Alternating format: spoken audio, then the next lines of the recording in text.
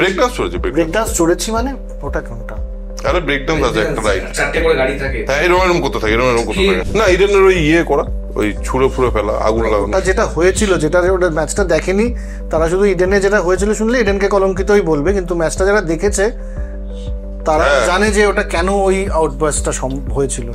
মুসলিম মহিলাদের হিজাবের বিরুদ্ধে একটা আন্দোলন করছে, খুব ভালো করো, তাতে কোনো আপত্তি নেই, কিন্তু তুমি দুটো প্র্যাকটিসকে একসাথে কিভাবে, দুটো বিপরীতধর্মী প্র্যাকটিসকে একসাথে কিভাবে মান্যতা দিচ্ছ? আমি তো শিওর যে মানে খুব শিগগিরই বিদেশের বেশ কিছু দেশ ভারতবর্ষ মানে ভারতীয়দের বিদেশে বন্ধ করে দেবে। নমস্কার, welcome to the 12th episode of soul connection আড্ডা। আজকে মাঝখানে আমরা লাস্ট আড্ডাটা যেটা পেয়েছিলাম সেটা বিজয় নিয়েছিল। মাঝখানে অনেকগুলো ঘটনা ঘটে গেছে, প্রচুর ঘটনা, সেগুলো নিয়ে আলোচনা তো হবেই, কিন্তু এই আড্ডাটা শুরু করব একটা আবার নস্টালজিক ভ্যালু দিয়ে। কারণ এই কালী পুজোটা শেষ হয়ে গেলেই আমার বেশ একটা নিজের ব্যক্তিগতভাবে একটা বেশ মন খারাপ ব্যাপারটা। কালকেই আমরা এই নিয়ে কথা বলছিলাম না, যে সমস্ত পূজা শেষ, হাতে আর কিচ্ছু কোনো ছুটি ছাটা নেই, এবার ফাটিয়ে পড়াশোনা করতে হবে, পরীক্ষা টরীক্ষা থাকে। কিন্তু এই সময়টাতে আমার খুব মন খারাপ হতো। এক হচ্ছে ওই শীত একটু পড়ছে, মনে হচ্ছে পড়তে না বসলেও ভালো হয়, খেলতে গেলে ভালো হয়, কিন্তু সামনে কোনো পুজোর ছুটি ফুটি কিচ্ছু নেই। মার্চ বললি বলে আমার একটা মানে এই মাসের কথা শুনলে আমার একটা অন্য কথা মনে পড়লো টু স্টার্ট উইথ। সেটা হলো কোন মাসে মাসির বাড়ি যাওয়া উচিত? কোন মাসে? মার্চ মাসে। মার্চে মাসির দরদ বেশি।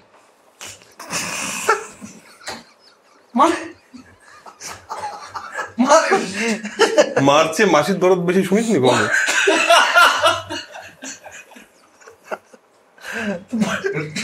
শুরু সেটা একটা মন খারাপ দিয়ে একটা কাব্যিক ব্যাপার ছিল, প্রথমে একটা পিছিয়ে দিয়ে স্টার্ট করে। হ্যাঁ, এটা করতে হয় এগুলো না, যাই হোক। হ্যাঁ, কিন্তু এই সময়টা যে এই শীত পড়ছে, এইবার সামনে আর কোনো ছুটি টুটি নেই।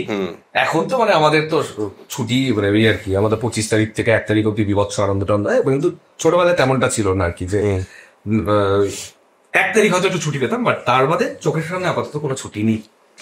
এই সময়টা তোমাদের একটু ছোটবেলাকার গল্প শুরু, শীতকালের গল্প, যে শীতটা জাস্ট পড়ছে বাঙালি। দেখ, প্রথম কথা হলো প্রথম যেটা আমি সবচেয়ে বেশি পেতাম সেটা হলো মহালয়ার সময়টা শীত আমেজ তো থাকতো, সেটা শিলিগুড়িতে সবসময় পেতাম। মহালয়ার দিন মানে ভোরবেলাটায় যে উঠবো, হ্যাঁ ওটা একটুখানি একটু হালকা একটা শিরশিরে ভাব, ঠান্ডা না কিন্তু শিরশিরে ভাব, ওইটা উঠলেই ভালো হয়, আবার উঠতে হবে এটা ছেড়ে, এরকম একটা গোছের। তো সেইটা একটা প্রথম মানে আমাদের ইয়ে হতো যে হ্যাঁ এবার শীত পড়বে, এবার যাচ্ছে ওইদিকে। আর সেই সময় তো একটা অন্যই আনন্দ, পুজোর ছুটি থাকবে কালী পুজো অব্দি।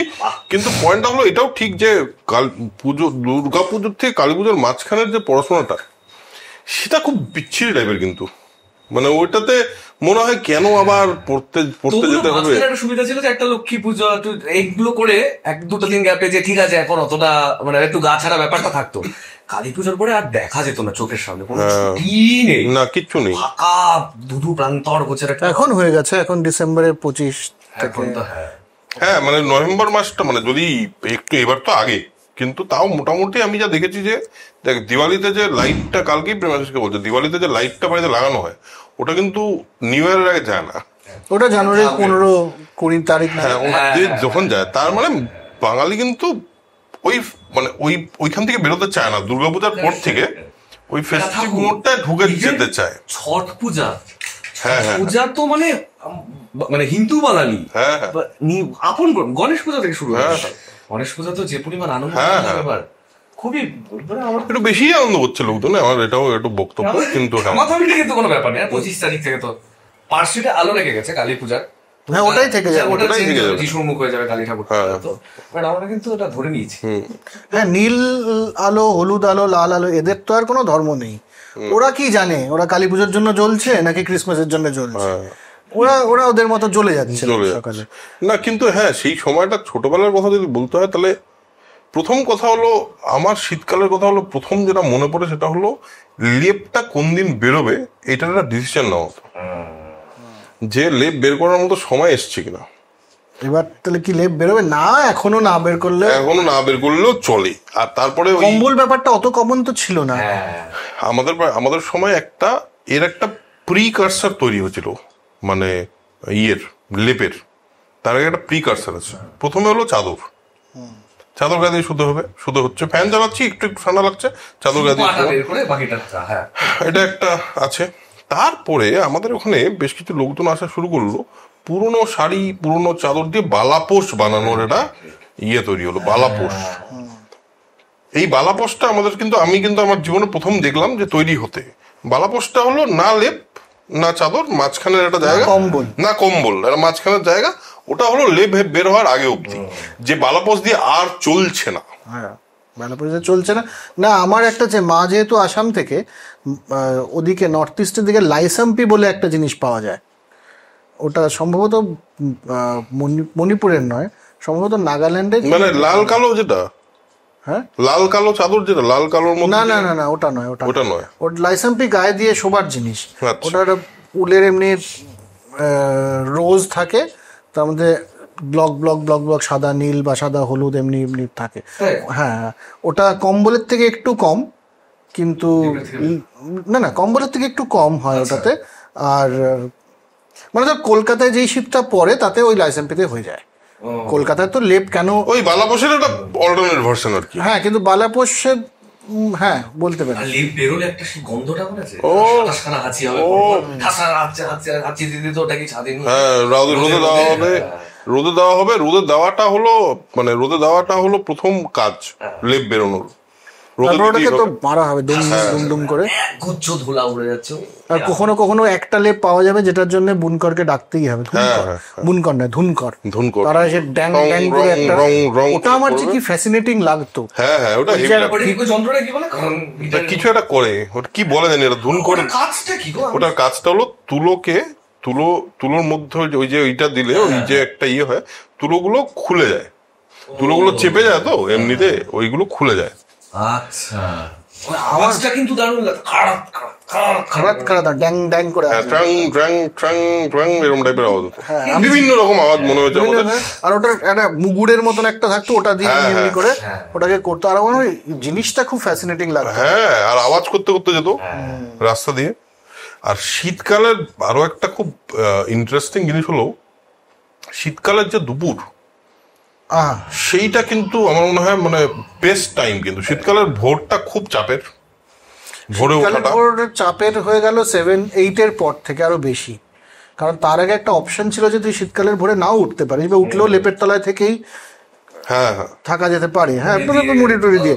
কিন্তু 8-9 পরে তখন তো টিউশনে যাওয়া, এবং ভোর 6টার সময়, কেন 6টার সময় যাব আমি শীতকালে?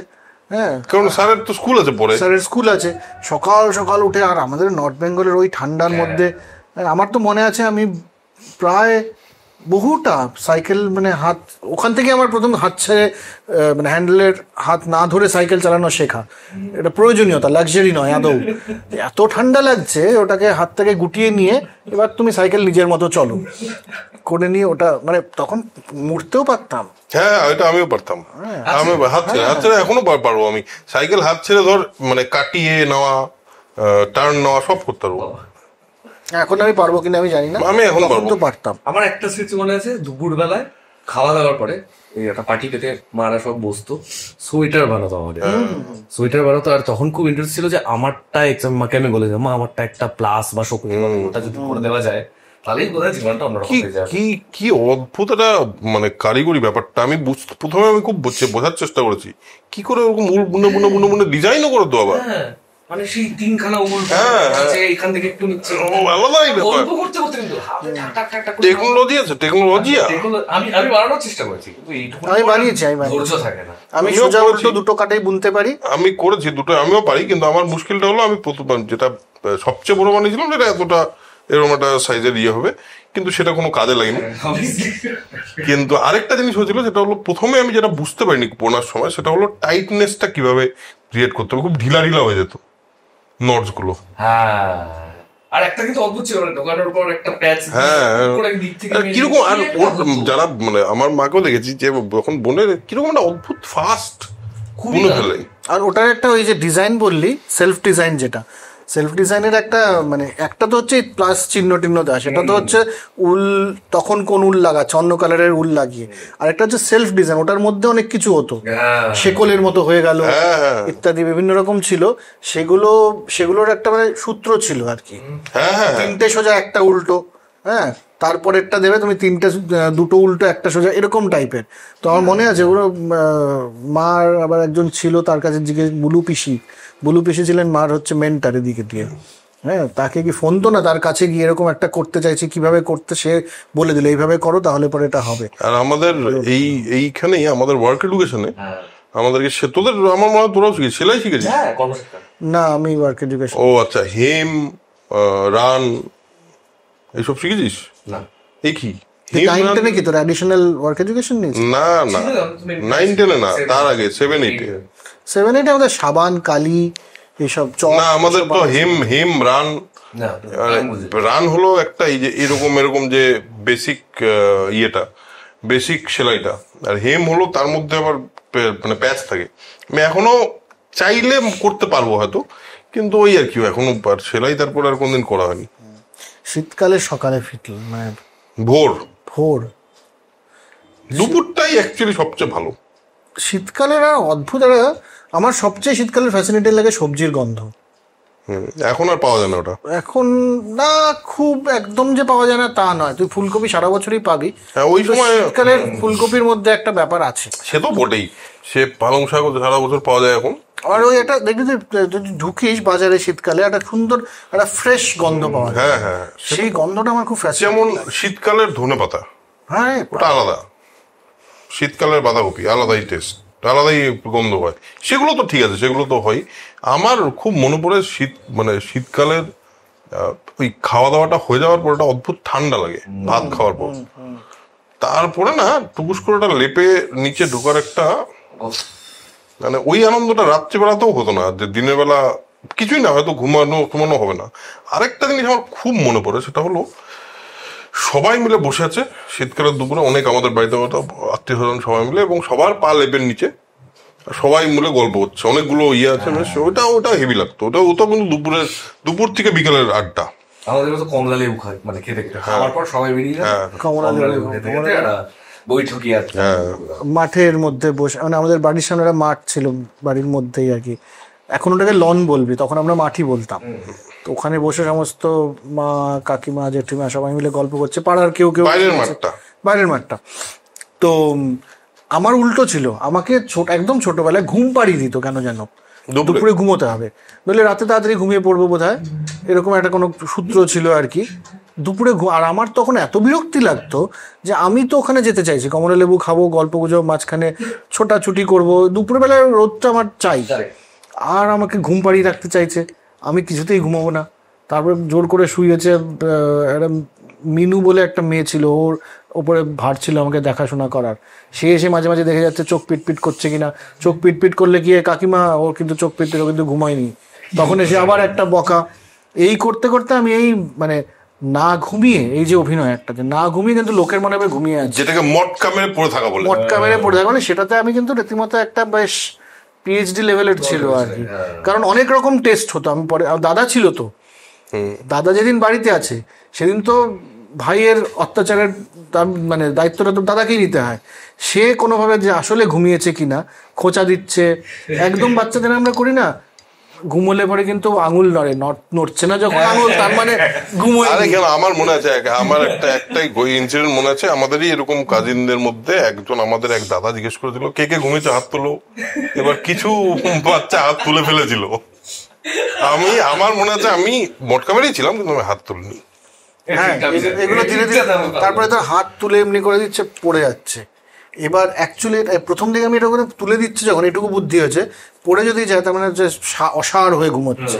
পরে বুঝলাম না, that's not the right technique. তাতে লোকে বুঝে যায় যে আমি মটকা মারছি। আসলে ঘুমের মধ্যে যদি তোকে হাত তুলে দেয়, তুই একটু হা করবি। কারেক্ট একদম।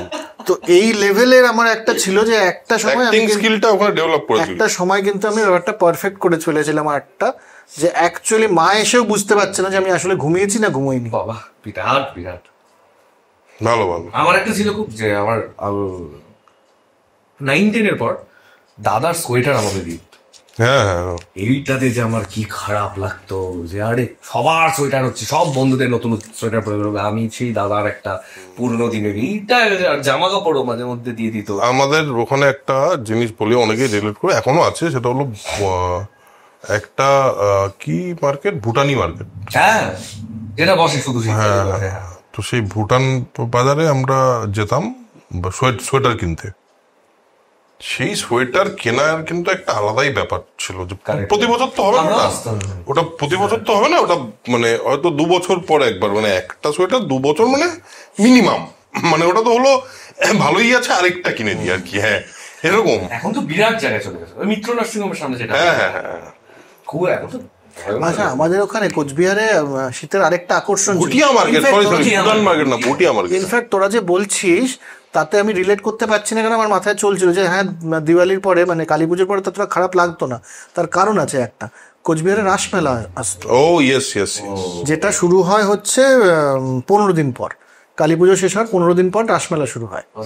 সেটা আরো 15 দিন থাকে, ওই মানে ডিসেম্বরের 15 দিন 20 দিন থাকতো। কিসে জানি এটা শেষ হয় ওটা একটা, না ওটার রাস পূর্ণিমা তো আছে। রাস পূর্ণিমায় শুরু হয়। রাস পূর্ণিমা মানে এই সময় পড়ে, রাস পূর্ণিমা হচ্ছে তোর এই কালী পুজোর পরে যে পূর্ণিমাটা আসে 15 দিন পর, অমাবস্যার পূর্ণিমাটা পরে যে পূর্ণিমাটা, হ্যাঁ সেটাতে শুরু হয় ব্যাপারটা।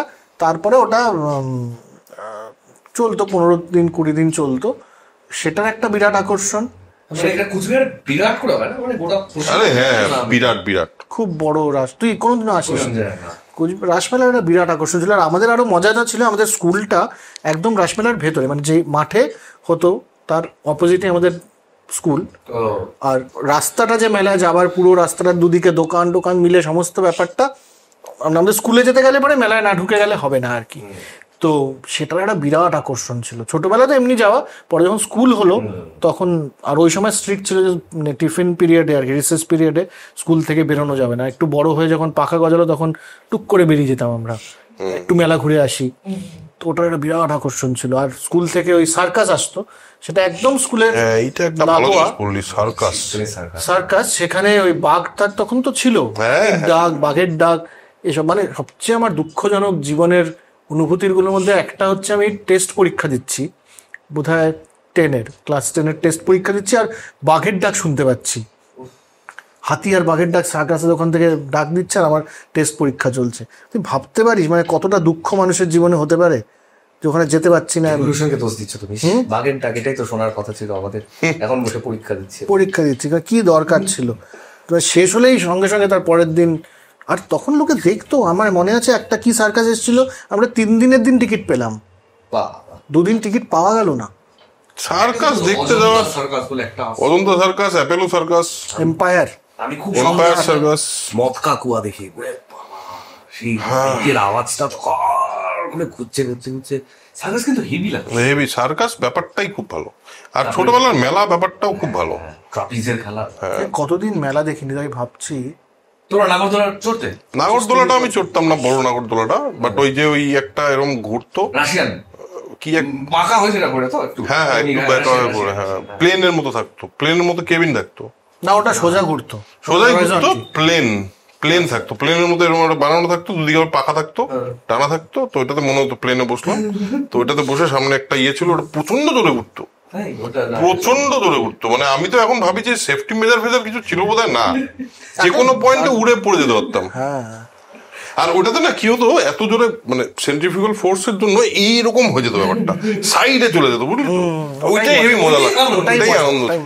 ওই যে ইয়ে তো চলছে ব্রেক ডান্স, ব্রেক ডান্স চলেছে, ব্রেক ডান্স চড়েছি মানে ওটা কোনটা?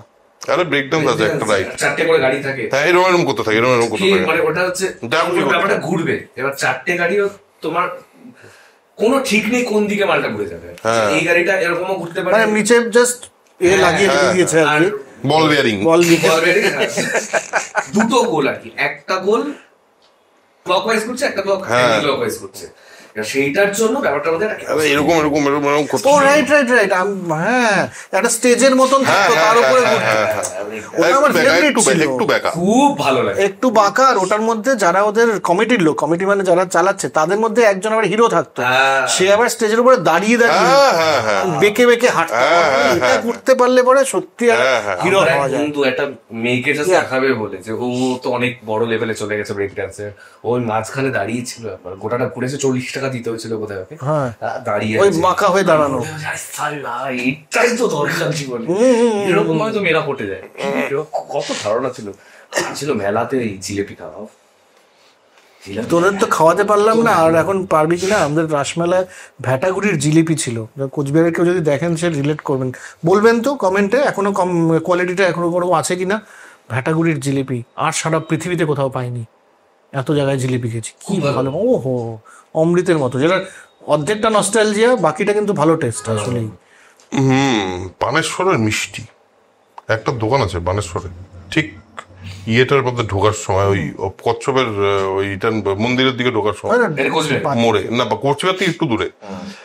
আমরা রিসেন্টলি একটা শুট করতে, মানে বছর 6-7 আগে বোধহয় গেছিলাম, সেখানে ওই একটা মন্দির আছে বানেশ্বরের বিরাট, তো সেখানে কচ্ছপ আছে, সেই কচ্ছপদের আবার অনেক নামটা, মোহন টোহন অনেক নামটাম আছে। মোহন টোহন অনেক নাম না, ওদেরকে কচ্ছপ বলে না, ওদেরকে মোহনই বলে। ও ওদের মোহনই বলে না, ও আচ্ছা এরকম ব্যাপার। কচ্ছপের নাম রাখবি কি করে? পুকুরের মধ্যে ভর্তি 100 খানা কচ্ছপ, তার নাকি নামকরণ হয়েছে। ও পারবে না, না আমি ভাবছি দাগিয়ে রাখতো, হ্যাঁ মোহন বলে, মোহন বলে, হ্যাঁ ও হ্যাঁ ঠিকই। যাকে এবার সেই কচ্ছপদের ওইখানে দেখতে যাবো, মুখে একটা একদম মানে ওই উপরে শেড দেওয়া ছোট ছোট কি বলবো, ওই অ্যালুমিনিয়ামের কড়াইতে বিয়ে করা রসগোল্লা, অ্যালুমিনিয়ামের এরকম একটা গোল থাকে না কড়াই, না ডেকচি মতন, ওর মধ্যে রসগোল্লা, আর এরকম একটা চিমটা দিয়ে সেই রসগোল্লা তুলে দেয় স্টিলের প্লেটে। এই যে ব্যাপারটা, চা গ্লাসে করে দেবে, ওরকম একটা দোকান আছে। সেই দোকানে গিয়ে আমরা ও মানে পুরি এক একজন বোধহয় 12টা না 13টা করে পুরি খেয়েছি।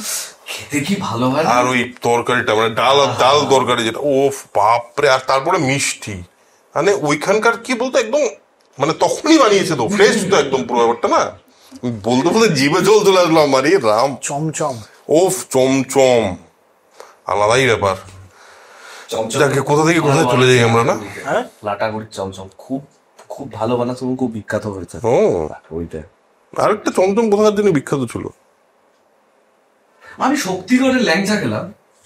এবার এটা না ব্যাপারটা কি জানিস, শক্তিগড়ে এত ল্যাংচার দোকান, এটা তো মানে খড়ের গাদায় সুচ খোঁজার মতো, ভালো ল্যাংচা কোথায় আছে এটা খুব মুশকিল, আমিও খুব বেশি পাই না ভালো, মানে একটু ওভাররেটেড মনে হলো, একটু আগে বোধহয় ছিল, এখন বোধহয় ব্যাপারটা নেই। না আমি সত্যিকারে খারাপ ল্যাংচা এবং ভালো ল্যাংচা দুটোই আমিও আমার ক্ষেত্রেও তাই হচ্ছে, বাট ভালোটা, প্রথম কথা হলো ভালোটা হলো স্পেসিফিক ঘিয়ে ভাজা যেটা, সেটাই ভালো হয়, যেটা নর্মাল ওই হোয়াইট অয়েলে ভাজা সেটা খুব একটা ভালো হয় না। আর তার মধ্যে কিছু কিছু দোকান আছে যেগুলো আইডেন্টিফাই করতে হয় কিভাবে আমি জানি না, বাট আমি ওই কোনো রকম র্যান্ডামই পেয়েছি আমি। র্যান্ডামই ওখানে তো কিভাবে তুই চুজ করবি, ল্যাংচা ভবন, ল্যাংচা ভুবন, সব। আর এখানে উত্তম কুমার এসেছিল, এখানে দেব এসেছিল, এখানে তাপস পাল এসেছিল, প্রশংসিত, হ্যাঁ প্রসেনজিৎ প্রশংসিত, হ্যাঁ প্রশংসিত তো ব্যাপার না, ওটা তো মেইন হাইওয়ে, যেই যাবে কলকাতা থেকে কোনো জায়গায় দুর্গাপুরের দিকে, তাকে ওরকম একটা জায়গায় খাবার জন্য দাঁড়াতে হবে, এবার স্টার হয়ে বেঁচে বলে কি তার খেতে পায় না। খুব সুন্দর একটা মিড পয়েন্ট, হ্যাঁ তো ওটা মাঝখানে ওখানে দাঁড়াবেই সবাই, তো সেটা তো কোনো পয়েন্ট নয়। প্রশংসিত না, প্রশংসিত ল্যাংচা কর্নার, এবং ছবি লাগানো, তাদেরই ছবি বড় বড় করে, খুব খুব মজার ব্যাপারটা। কিন্তু না, ফিরে আসি আবার সেই ছোটবেলার শীতের কথায়। ছোটবেলার শীতে আরেকটা জিনিস খুব ইম্পর্টেন্ট আমার ছিল, সেটা হলো ছোটবেলার শীত মানে ক্রিকেট টুর্নামেন্ট হতো, ওয়ানডে ক্রিকেট টুর্নামেন্ট শুরু হয়েছিল, সেইটা একটা মারাত্মক একদিনের টুর্নামেন্ট। আমাদের একটা টিম ছিল মুনলাইট ক্লাব, তো আমরা হ্যাঁ মুনলাইট ক্লাব, ওকে তুই কি শুনলি?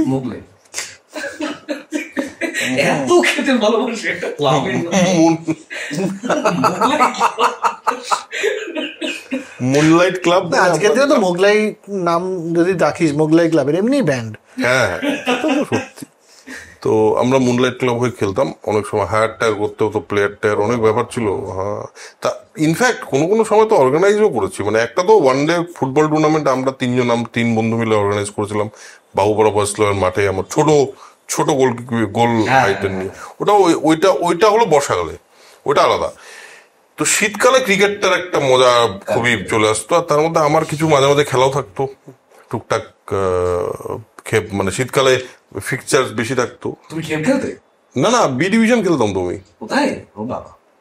একটা এ ডিভিশনও খেলেছিলাম, কিন্তু তারপরে আর খেলাটা হয়নি, তারপর ছেড়ে দিতে হলো। কিন্তু ওই সময়টা ওই মানে শীতকালে খেলার থাকতো, তো সেটা হ্যাঁ কান্দরজঙ্ঘা স্টেডিয়াম যাওয়া, তো কলেজ মাঠে খেলতে যেতাম, এইসবগুলো টুকটাক হতো। আমি কোচ ওয়াইএমএতে ছিলাম, তো সেই সব এইটা আমার জন্য খেলাটা শীতকালে আমার জন্য একটা অ্যাডেড জিনিস ছিল, যে এইটা একটা শীতকাল আসছে মানে খেলা বাড়বে। আমাদের যেমন শীতকাল টুকলি ক্লাবে ব্যাডমিন্টন, হ্যাঁ সেই নেট ফেট টাঙানো হচ্ছে সাদা দিয়ে। আমরা খেলা দেখতে যেতাম। মানে আমাদের স্কুলের ক্রিকেট টিম খুব ভালো ছিল, তো যেদিনই স্কুলের ক্রিকেট টিমের খেলা হতো সেদিন স্কুল ছুটি, এবং সবাই মিলে আমরা স্কুলের স্টেডিয়ামে গিয়ে খেলা দেখতাম। হ্যাঁ, আর ওই সাইড স্ক্রিনের একদম পাশে বসে ওখান থেকে দেখা আর কি, একদম মাটিতে বসে আর কি, অত স্ট্যান্ড নেই। ওখান থেকে ক্রিকেট দেখতে কি ভালো লাগে, অসাধারণ লাগতো। একটু ঠান্ডা একটুখানি মাঝে একটু বাদাম হচ্ছে, হ্যাঁ দারুণ লাগতো ওখান থেকে খেলা দেখতে। আর লাল বলে সাদা ড্রেসে ওই খেলার ওখান থেকে যে দেখার মজাটাই আলাদা ছিল। আমি তো আমার তো বাড়িতে অকারণে অনেক ডিউস বল ছিল। আমার ডিউস বল এত ভালো লাগতো না, ওই যে শাইনটা, হ্যাঁ নতুন বর্ষা চকচক করতো, মানে একবারে দেখেছি আমার বাড়িতে অনেকগুলো ছিল। তারপর পুরনো বলও নিয়ে আসতাম, রাখতাম। কিছুই না, ওই বাড়িতে গ্রিপ প্র্যাকটিস করছি, কোনো কাজ নেই। কিন্তু মিডিয়াম বলছি যে একটা ক্রিকেট বল কিনে দাও, আমার বাড়ির লোক কিনে দিচ্ছে না। ক্রিকেট বলের ওটাই সিম প্র্যাকটিস করতে হবে, সুইংটা ঠিক হ্যাঁ এরকম করে যাবে, এই সেটা আমরা করতাম কেন জানি না। আমাদের কিন্তু মাথায় ক্রিকেট চলে। আর সেটা হচ্ছে এই সাথে আবার মেলা কানেক্টেড। আমাদের স্কুলের যেখানে স্কুলটা তার কোনাতে একটা মেলাতে পোস্টারের দোকান আসতো। পোস্টার, তোরা পোস্টারের জগতে পড়েন নাকি? না পোস্টারের দোকান তো আমাদের ওখানে তো বেলাতে আসতোই। আর আমাদের ওখানে একটা হকার্স কর্নার একটা পোস্টারের দোকান ছিল, ওখান থেকেও পোস্টার কিনতাম আমরা। পোস্টার কেনা, সেখানে হচ্ছে তোর সচিন তেন্ডুলকার, ও আচ্ছা হ্যাঁ, ওয়াসিম আকরাম, তারপর মেয়েরা তখন অজয় জাডেজার বিরাট ফ্যান। অজয় জাডেজার পোস্টার মেয়েরা কিন্তু। তোর বাড়িতে কি পোস্টার ছিল? আমার বাড়িতে ছিল, জাজ করবি না তো, আপনি করবে না, গ্যাব্রিয়েলা সাবাতি। আচ্ছা, আমি জাস্ট বলতে যাচ্ছিলাম আমার বাড়িতে কার পোস্টার ছিল জানিস? স্টেফি গ্রাফ। টেনিসের ফ্যান? স্টেফি গ্রাফের ফ্যান। মানে যা সুন্দর দেখতে বলে এরকম কোনো ব্যাপার না, খেলা দেখতাম খুবই ভালো। টেনিস বুঝে গেছিলে তখন? হ্যাঁ লন্ডনে দেখতাম খুব। আচ্ছা, কলেজ লাইফে এসে তখন বুঝলাম যে ওকে লন্ডনে যে খুব এক্সাইটিং খেলা, এটা আমি প্রথমে জানতাম না। প্রথমে ভাবতাম খুব বোরিং, তারপর যখন বুঝলাম ব্যাপারটা হেভি লাগতো। আমি দেখতাম, কারণ আমার বাবা বাবা টেনিস খেলতেন, তো আমি ছোট থেকেই তোর French open, US open, Wimbledon open দেখতাম। ইভান লেন্ডেল বারবার হেরে যাচ্ছে বরিস বেকারের কাছে, শুরুই করলাম সানিয়া মির্জা। ও আচ্ছা, তো সুন্দর দেখতে তো মহিলা, কি করে দেখি ওকে যে না আমি গ্যাব্রিয়েলা সাবাতিনিকে দেখলি না? তোরা স্টেফি গ্রাফকে দেখলো না? দেখেছি, বাট এটাকে দেখি। গ্যাব্রিয়েলা সাবাতিনিকে দেখিসনি তুই? কে তোমাদের সবথেকে ভালো দেখতে কে? মনিকা সেলেস, যে যার পিঠে ছুরি মারা হলো খেলতে স্টেফি গ্রাফের সাথে ম্যাচ চলছিল, মানে মনিকা সেলেস আসার পরে স্টেফি গ্রাফের আসন একটুখানি নড়বড়ে হয়ে গেছিল, মানে প্রায় জিতে যাচ্ছে। মনিকা সেলেসই তোর নাম? মনিকা সেলেস, হ্যাঁ। লিন্সকি মাথায় আসছিল, কিন্তু মনিকা সেলেস। এখানে একটা ছবি দিতে তারপর কিন্তু ও আরেকজনের নাম ভুলে গেছে, আরান্থা স্যাnchez ভিকারিও, কিউট দেখতে, ছোট্ট করে, দারুণ। আর মনিকা সেলেসের তখন স্টেফি গ্রাফের সাথে ম্যাচ চলছিল, স্টেফি গ্রাফের ফ্যান এসে ওকে স্ট্যাব করে। মারা যায় না, কিন্তু ওর এখানকার মাসেলের একটা এমন প্রবলেম হয় যে ওর শেষ হয়ে যায়। অন দ্য ফিল্ড, হ্যাঁ, মানে লাইভ ম্যাচের মধ্যে আর আমার বাড়িতে আরেকজনের আমার বাড়িতে অনেকগুলো ছোট ছোট পোস্টার ছিল। আমি থেকেও কাটতাম, বইটার নাম স্পোর্টস স্টার থেকে। স্পোর্টস স্টারের মাঝখানে একটা বড় পোস্টার দিত, ওইটা স্পোর্টস স্টার তোমার বাড়িতে ওগুলো ছিল, ওগুলো হ্যাঁ। ছিল। আর তোর আরেকটা ছিল কপিল দেবের একটা লম্বা পোস্টার, এই যে ওইটা আমার বাড়িতে লম্বা করে লাগানো ছিল। আমি কিন্তু প্রথম অ্যাকচুয়ালি ফ্যান যদি বলিস কারো, তাহলে কিন্তু আমি একদম ছোটবেলায় আমার ফার্স্ট স্মৃতি হলো যে আমি কপিল দেবের ফ্যান। আচ্ছা, কপিল দেবের ফ্যান কিন্তু আমি প্রথম হয়েছিলাম, এবং আমার মনে হচ্ছিল আমি তো 83 ওয়ার্ল্ড কাপ আমার স্মৃতি ছিল না, কিন্তু সামহাও আমার যেমন 92 ওয়ার্ল্ড কাপের স্মৃতি পরিষ্কার, মোটামুটি পরিষ্কার আর কি। সকালে ভোরবেলা উঠে বাবা টিভিতে দেখতো, তো আমিও দেখতাম বসে। তখন প্রায় বোধ হয় 3:30 পৌনে 4 এরকম সময় বোধ হয় খেলাটা দেখাতো, অস্ট্রেলিয়াতে হচ্ছিল। আর তখন আমার এটাও মনে আছে, আমি অবাক হয়েছিলাম খুবই, যে বাউন্ডারিটা ওই পার্টিকুলার সিরিজটা বাউন্ডারিটা ডিরেক্ট ফেন্স ছিল, বাউন্ডারি রোপ ছিল না, মানে ফেন্সে হিট করলে ওটা 4।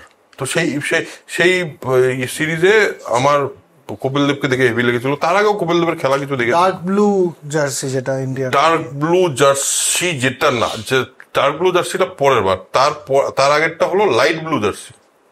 ওকে, আর না বোধহয় ডার্ক ব্লুই বোধহয়, যেটাতে জাডেজা সামনে দিয়ে, ওটা ডার্ক ব্লু জার্সি, যেটাতে শ্রীকান্ত খেলেছিল, মানব প্রভাকর ছিল, ইমরান খান, মানে পাকিস্তান। 96 তো পাকিস্তান, 96 তো সেই ডেঞ্জারাস ওয়ার্ল্ড কাপটা যেটা ইডেন কলঙ্কিত হয়ে গেল।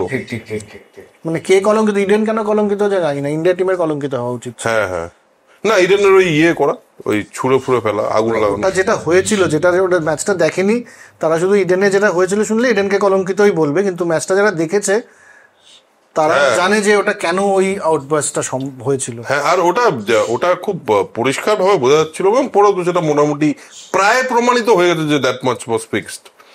তো সেই সময় তো মানে ওই কপিল দেবের ফ্যান আমি হই। তারপর আস্তে আস্তে আমি সচিনের খেলা আমার খুবই ভালো লাগতো, কিন্তু কোনোদিন আমি সচিনের ফ্যান হইনি। সৌরভ গাঙ্গুলি ছিল বোধহয় না, সৌরভ গাঙ্গুলি অনেক পরে এসছে, অনেক পরে এসছে।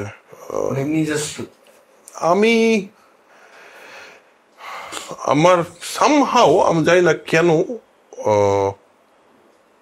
কিছু একটা, মানে দেখ ফ্যান বলতে যেটাকে বোঝায় মানে পাগল, ওইটা না, কিন্তু সচিনের খেলা তো নিয়ে কথা বলার মতো যোগ্যতা বা খেলাই না, এবং ওর খেলা দেখতে ভালোই লাগতো, এবং সেটা ছিলই যে সচিন আউট হয়ে গেলে কি হবে এবার, এটা তো ছিলই, মানে এটা তো মানে এটা সবার মধ্যে, আমাদের সবার মধ্যে আছে। এবং এরকমও আমার মনে হয় আছে যে এরকমও আমার মনে হয় অনেকেরই ছিল যে যারা কিন্তু সচিন রিটায়ার করার পরে খেলা দেখা ছেড়ে দিয়েছে, এরকম প্রচুর মানুষ আছে। এবং সচিন আউট হয়ে গেলে টিভি বন্ধ করে দেওয়া, এটা আমার বাড়িতেও ছিল, আমার বাড়িতেও হচ্ছে।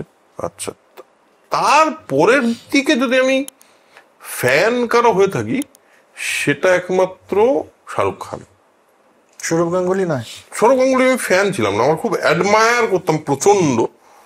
ফ্যান যাকে বলে সেটা একমাত্র ওই ক্ষেত্রে শাহরুখ খান। আর আমি এটাও ডিসাইড করে নিয়েছিলাম জীবনে যে আমি বেশি লোকের ফ্যান হতে পারবো না। শাহরুখ খানের পরে আর কাউকে তেমন ভালো অনেককে লাগে, কিন্তু ফ্যান আমি কারো না। মাইকেল জ্যাকসনের পোস্টারও খুব পপুলার। ও মাইকেল জ্যাকসনের ব্যাডের পোস্টার ছিল আমার বাড়িতে, ঠিক না ওটা নয়, না ব্যাডের পোস্টার আমার বাড়িতে ছিল। আমার মনে আছে আমার এক দাদা ছিল, সে আমাকে ব্যাডের ক্যাসেটটা দিয়েছিল, ব্যাডের ক্যাসেটটা দিয়েছিল এনে। তখন মাইকেল জ্যাকসন, আর আমি তো ডান্স করতাম তখন, মাইকেল জ্যাকসন মানে বিশাল একটা ব্যাপার আর কি। মাইকেল জ্যাকসনের আমি ফ্যান ছিলাম, ওই জন্য বললাম যে মাইকেল জ্যাকসনের ফ্যান ছিল। আর আমি তো কি বলছি তোকে, আমি সাদা জামা, নীল জিন্স, ওরকম জুতো, মাইকেল জ্যাকসন জুতো কেনা হয়েছিল, টুপি। লোফারকে তখন জ্যাকসন জুতো বলা হতো, জানিস? ইয়েস জ্যাকসন শু বলা হতো। আমার কেনা প্রথম পোস্টার লিঙ্কিং পার্কের, হ্যাঁ তখন হচ্ছে একদম হাই বিকামস নাম ইন্ডিয়া, চারখানে গান শুনেছি কিন্তু লিঙ্কিং পার্ক। আর তখন এই ছোট ফোনগুলো টোটাল 28 MB করে থাকতো, একটা গান তো ইন্ডিয়ান থাকতো যেটা 4.5 MB বছর একটা নিত, একটা বেবি তো রাখতেই হবে জাস্টিন বিবারের, তো সেটা বেবি কোথা থেকে আসলে, তো কবে নতুন কথা, ও নতুন ছেলে তো, ও তোর মানে আমাদের সাথে বসে আছে, ও মা সে কি 2011 2011 তো আমি কি করছিস? ব্ল্যাকবেরি ট্যাকবেরি ইউজ করছিস তুই? না, বিয়ে হয়ে গেছে, চাকরি করছি তখন। তোমার কি 2011 কি করছিলে? 2011-তে আমি কলকাতায় তখন আমার প্রথম ছবির পোস্ট প্রোডাকশন করছি। তুই যখন কি জন্ম নিলি না? না, মাধ্যমিক দিলাম। 2011-তে মাধ্যমিক 2011 উচ্চ মাধ্যমিক দিলাম। উচ্চ মাধ্যমিক দিলি? আচ্ছা, কলেজ এক যুগ পরের ছিল। এক যুগ পড়েছে তোর সঙ্গে আমাদের যুগের ডিফারেন্স আছে। ঠিক আছে, যাক। হ্যাঁ শোনা, এই কালেকটিভটা থেকে একটু নিউক্লিয়াস ঝামেলা টপিক, একটা ঝামেলা টপিক, সেটা হচ্ছে এই যা লাস্ট তো দেখলে কেবিসির ওই বাচ্চাটার আমি দেখিনি, but I know about it. ভিডিওটা দেখেছো তো? হ্যাঁ, ঈশান কি যেন, কি যে কিছু একটা নাম। হ্যাঁ, কোনে? তো তার ব্যাপারে দেখছিলাম। এই আমারও ভিডিওটা দেখে বেশ মাথা টাথা গরম করেছে। কনফিডেন্ট খুবই আর কি, অ্যারোগেন্ট, ওভার কনফিডেন্ট। তারপরে গিয়ে দেখতে গিয়ে দেখলাম এই বাচ্চাগুলোকে বলছে 6 পকেট বেবি। হ্যাঁ, হ্যাঁ, সিক্স পকেট বেবি মানে? ওই বলছিলাম তোকে, দাদু দিদা ঠাকুর ঠাকুমা। ও বললাম না 6 নম্বর। ভালোবাসাটা একজনের কাছে চলে আসছে। তো সে একদম নিজেকে রাজা ভাবতে শুরু করছে ছোটবেলা থেকে। তারপরে তোমার ওই বাচ্চাদের মনোবিজ্ঞানী যেটা বলেছিলে সেটা হতে, হ্যাঁ মিলছে গোটা ব্যাপারটা। এবং বাচ্চাটার মধ্যে আছে ঝামেলা তো আছে। তোমরা এটা কোন দিকে আছো? বাবা মার দোষ, বাচ্চাটার দোষ, এই সময়টার দোষ, কিসের? কি মনে হলো গোটা ভিডিওটা দেখে? আচ্ছা, প্রথম কথা যেটা বলি সেটা হলো দুটো দিকই আছে এটার। দুটো দিকেই লোকজন দেখছি আমি দুরকম ভাবে তারা রিয়াক্ট করছে। একটা হলো যে বাচ্চাটা কি খুব ভুল করেছে, এরকম একটা দিকও আছে, খুব কম কিন্তু বেশিরভাগ লোক বাচ্চাটাকে খুব ট্রোল করছে। আমার দুটো জিনিস নিয়ে কথা আছে। একটা হলো ট্রোলিং ব্যাপারটা, বা এতটা ডিরেক্টলি এতটা বড় করে দেওয়ার দরকার ছিল না ব্যাপারটাকে। তাতে বাচ্চাটার উপর একটা এফেক্টও পড়েছে। ঠিক আছে, সরি বলেছে, ঠিক আছে, এটা একটা দিক। কিন্তু অবভিয়াসলি এটার কারণও থাকে, একটা ট্রোলিং হওয়ার পিছনে কারণও থাকে। হ্যাঁ সত্যি এটা সাউন্ড তো করছিল অ্যারোগেন্ট, কিন্তু এটাও খুব সত্যি কথা যে এটা আমি বারবারই বলি, বা মানে সবসময় এটা বলে থাকি যে আমাদের সবসময় এটা মনে হবে যখন আমরা বাচ্চাদের দেখবো কিছু যায় না, কিছু পারে না, খারাপ, দ্যাট ইজ ফাইন। বাট এই বাচ্চাটার যে বিহেভিয়ার ছিল সেটা প্রবলেমেটিক ছিল, এটা নিয়ে কোনো সন্দেহ নেই। এবং এটার পিছনে বাবা মার দোষ না ছেলের দোষ না সময়ের দোষ, এটা বোধহয় অত সোজা ভাবে ব্যক্ত করা যাবে না। এক পাক্ষিক যুক্তি এটা যে প্যারেন্টিং এখন এমনটাই নরম হয়ে গেছে যে বাচ্চাকে এমন ভাবে মানুষ করছে, ঠিক ভুলের বিচার তার কাছে আর নেই। আমি কত বছর বয়স বাচ্চাটা? কত 11-12 হবে। একটা জিনিস আমার আরেকটা জিনিস মনে হচ্ছে, যেটা হলো যে মা বাবা জেনারেলি, এই একটা স্টাডির কথাই শুনছিলাম যে একটা স্টাডি করা গেছে যে তাতে 78 বা 77% মানুষ বলেছে যে আমরা আমাদের বাচ্চাকে না করতে পারি না। আচ্ছা, আরেকটা শ্রেণী আছে যারা বলছে যে মারলে ঠিক হয় এরা, এটা একটা শ্রেণী। যারা চোরকে দেখলে মারে, ওরকম একটা শ্রেণী। আরেকটা শ্রেণী হলো যারা বলছে যে ওর বাবা মারই সব দোষ, ওই জন্যই এরকম হয়েছে। পয়েন্টটা হলো এই সবগুলো যতগুলো পয়েন্টস দেওয়া হচ্ছে, এই সবগুলো পয়েন্টই হলো এরকম একটা পয়েন্ট যেটা না পার্টিকুলারলি একটা দিকে নির্দেশ করা কিন্তু যাবে না এটাতে, এটা ফর শিওর। কারণ অবভিয়াসলি একটা বাচ্চা যদি অ্যারোগেন্ট বিহেভিয়ার করে তাহলে তার আপব্রিঙ্গিং এ কোনো একটা প্রবলেম তো আছে, এটা তো সত্যি। সেটা তার পারিপার্শ্বিক অবস্থা থেকে হতে পারে, তার বাবা মার কি বলবো যেটাকে বলে লাই দেওয়া বা প্রশ্রয় দেওয়া, সেই প্রশ্রয় দেওয়া থেকে হতে পারে। আরেকটা জিনিস আমার মনে হয় সেটা হলো এই মুহূর্তে মানুষের মধ্যে এই যে কনফিডেন্সটা দেখছি, এটা তো ওভার কনফিডেন্স। এই ওভার কনফিডেন্সটার পেছনে আমার একটা জিনিস মনে হচ্ছে যেটা থাকতে পারে, সেটা হলো যে এখন প্রচুর বাচ্চাদের দেখবি তারা মানে বাচ্চা ইনফ্লুয়েন্সার হচ্ছে, মানে তাদেরকে বোধ হয় কিছু কিডফ্লুয়েন্সার বলা যেত আর কি। পয়েন্টটা হলো তার মধ্যে দেখবি অভিনব আরোরা বলে একটা ছেলে আছে যে নাকি ওই রাধে রাধে করতে থাকে, দেখবি একটা মোটা করে বাচ্চা, গোল করে মুখ। একটা বাচ্চা এটা করবে কেন? আর মানে সে তো কিছু প্রোফাউন্ডও বলছে না যে হ্যাঁ হঠাৎ করে সে বেদের জ্ঞান বলে দিচ্ছে যে তাহলে বুঝতে পারলাম হ্যাঁ তার মধ্যে একটা ডিভাইন, কিছুই না। সে বলছে যে সে নাকি শ্রীকৃষ্ণের সখা ফখা ইত্যাদি ইত্যাদি, এই বাচ্চাটা বলছে। এবং সে যথেষ্ট পপুলার, 1 মিলিয়ন ফলোয়ার তার ইনস্টাগ্রামে, 1 মিলিয়ন। লোকে তাকে ডেকে শোরুম উদ্বোধন করাচ্ছে। তো এটা তো অনেকদিন, মানে এটা তো এখন মোটামুটি পুরনো টপিক, তবুও আমি বলছি যে এই যে একটা বাচ্চার মধ্যে তখন যখন সে সোশ্যাল মিডিয়া দেখছে, সে তার পৃথিবীর তার চারপাশের পৃথিবীটা দেখছে, তখন না সে ভাবছে যে আমিও না কম কিছু না।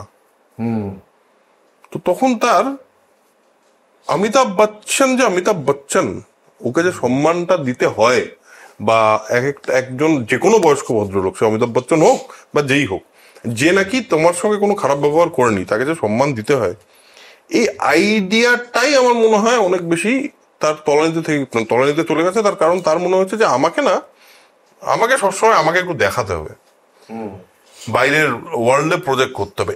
এই ভাবনাটা আমার মনে হয় বাচ্চাদের মধ্যে আজকাল প্রজেক্ট কিন্তু করতে হবে বলে মনে হচ্ছে তাদের। স্পিডটা মানে ওইটা নিয়ে খুব কথা ছিল যে একটা ডোপামিন রাশের মতন, যে অপশন চাই না, বলো না, এই তাড়াহুড়ো করতে করতে করতে করতে যেই মুহূর্তে যে মহাভারত করলো, সেই মুহূর্তে হচ্ছে একটা ড্রপ হলো।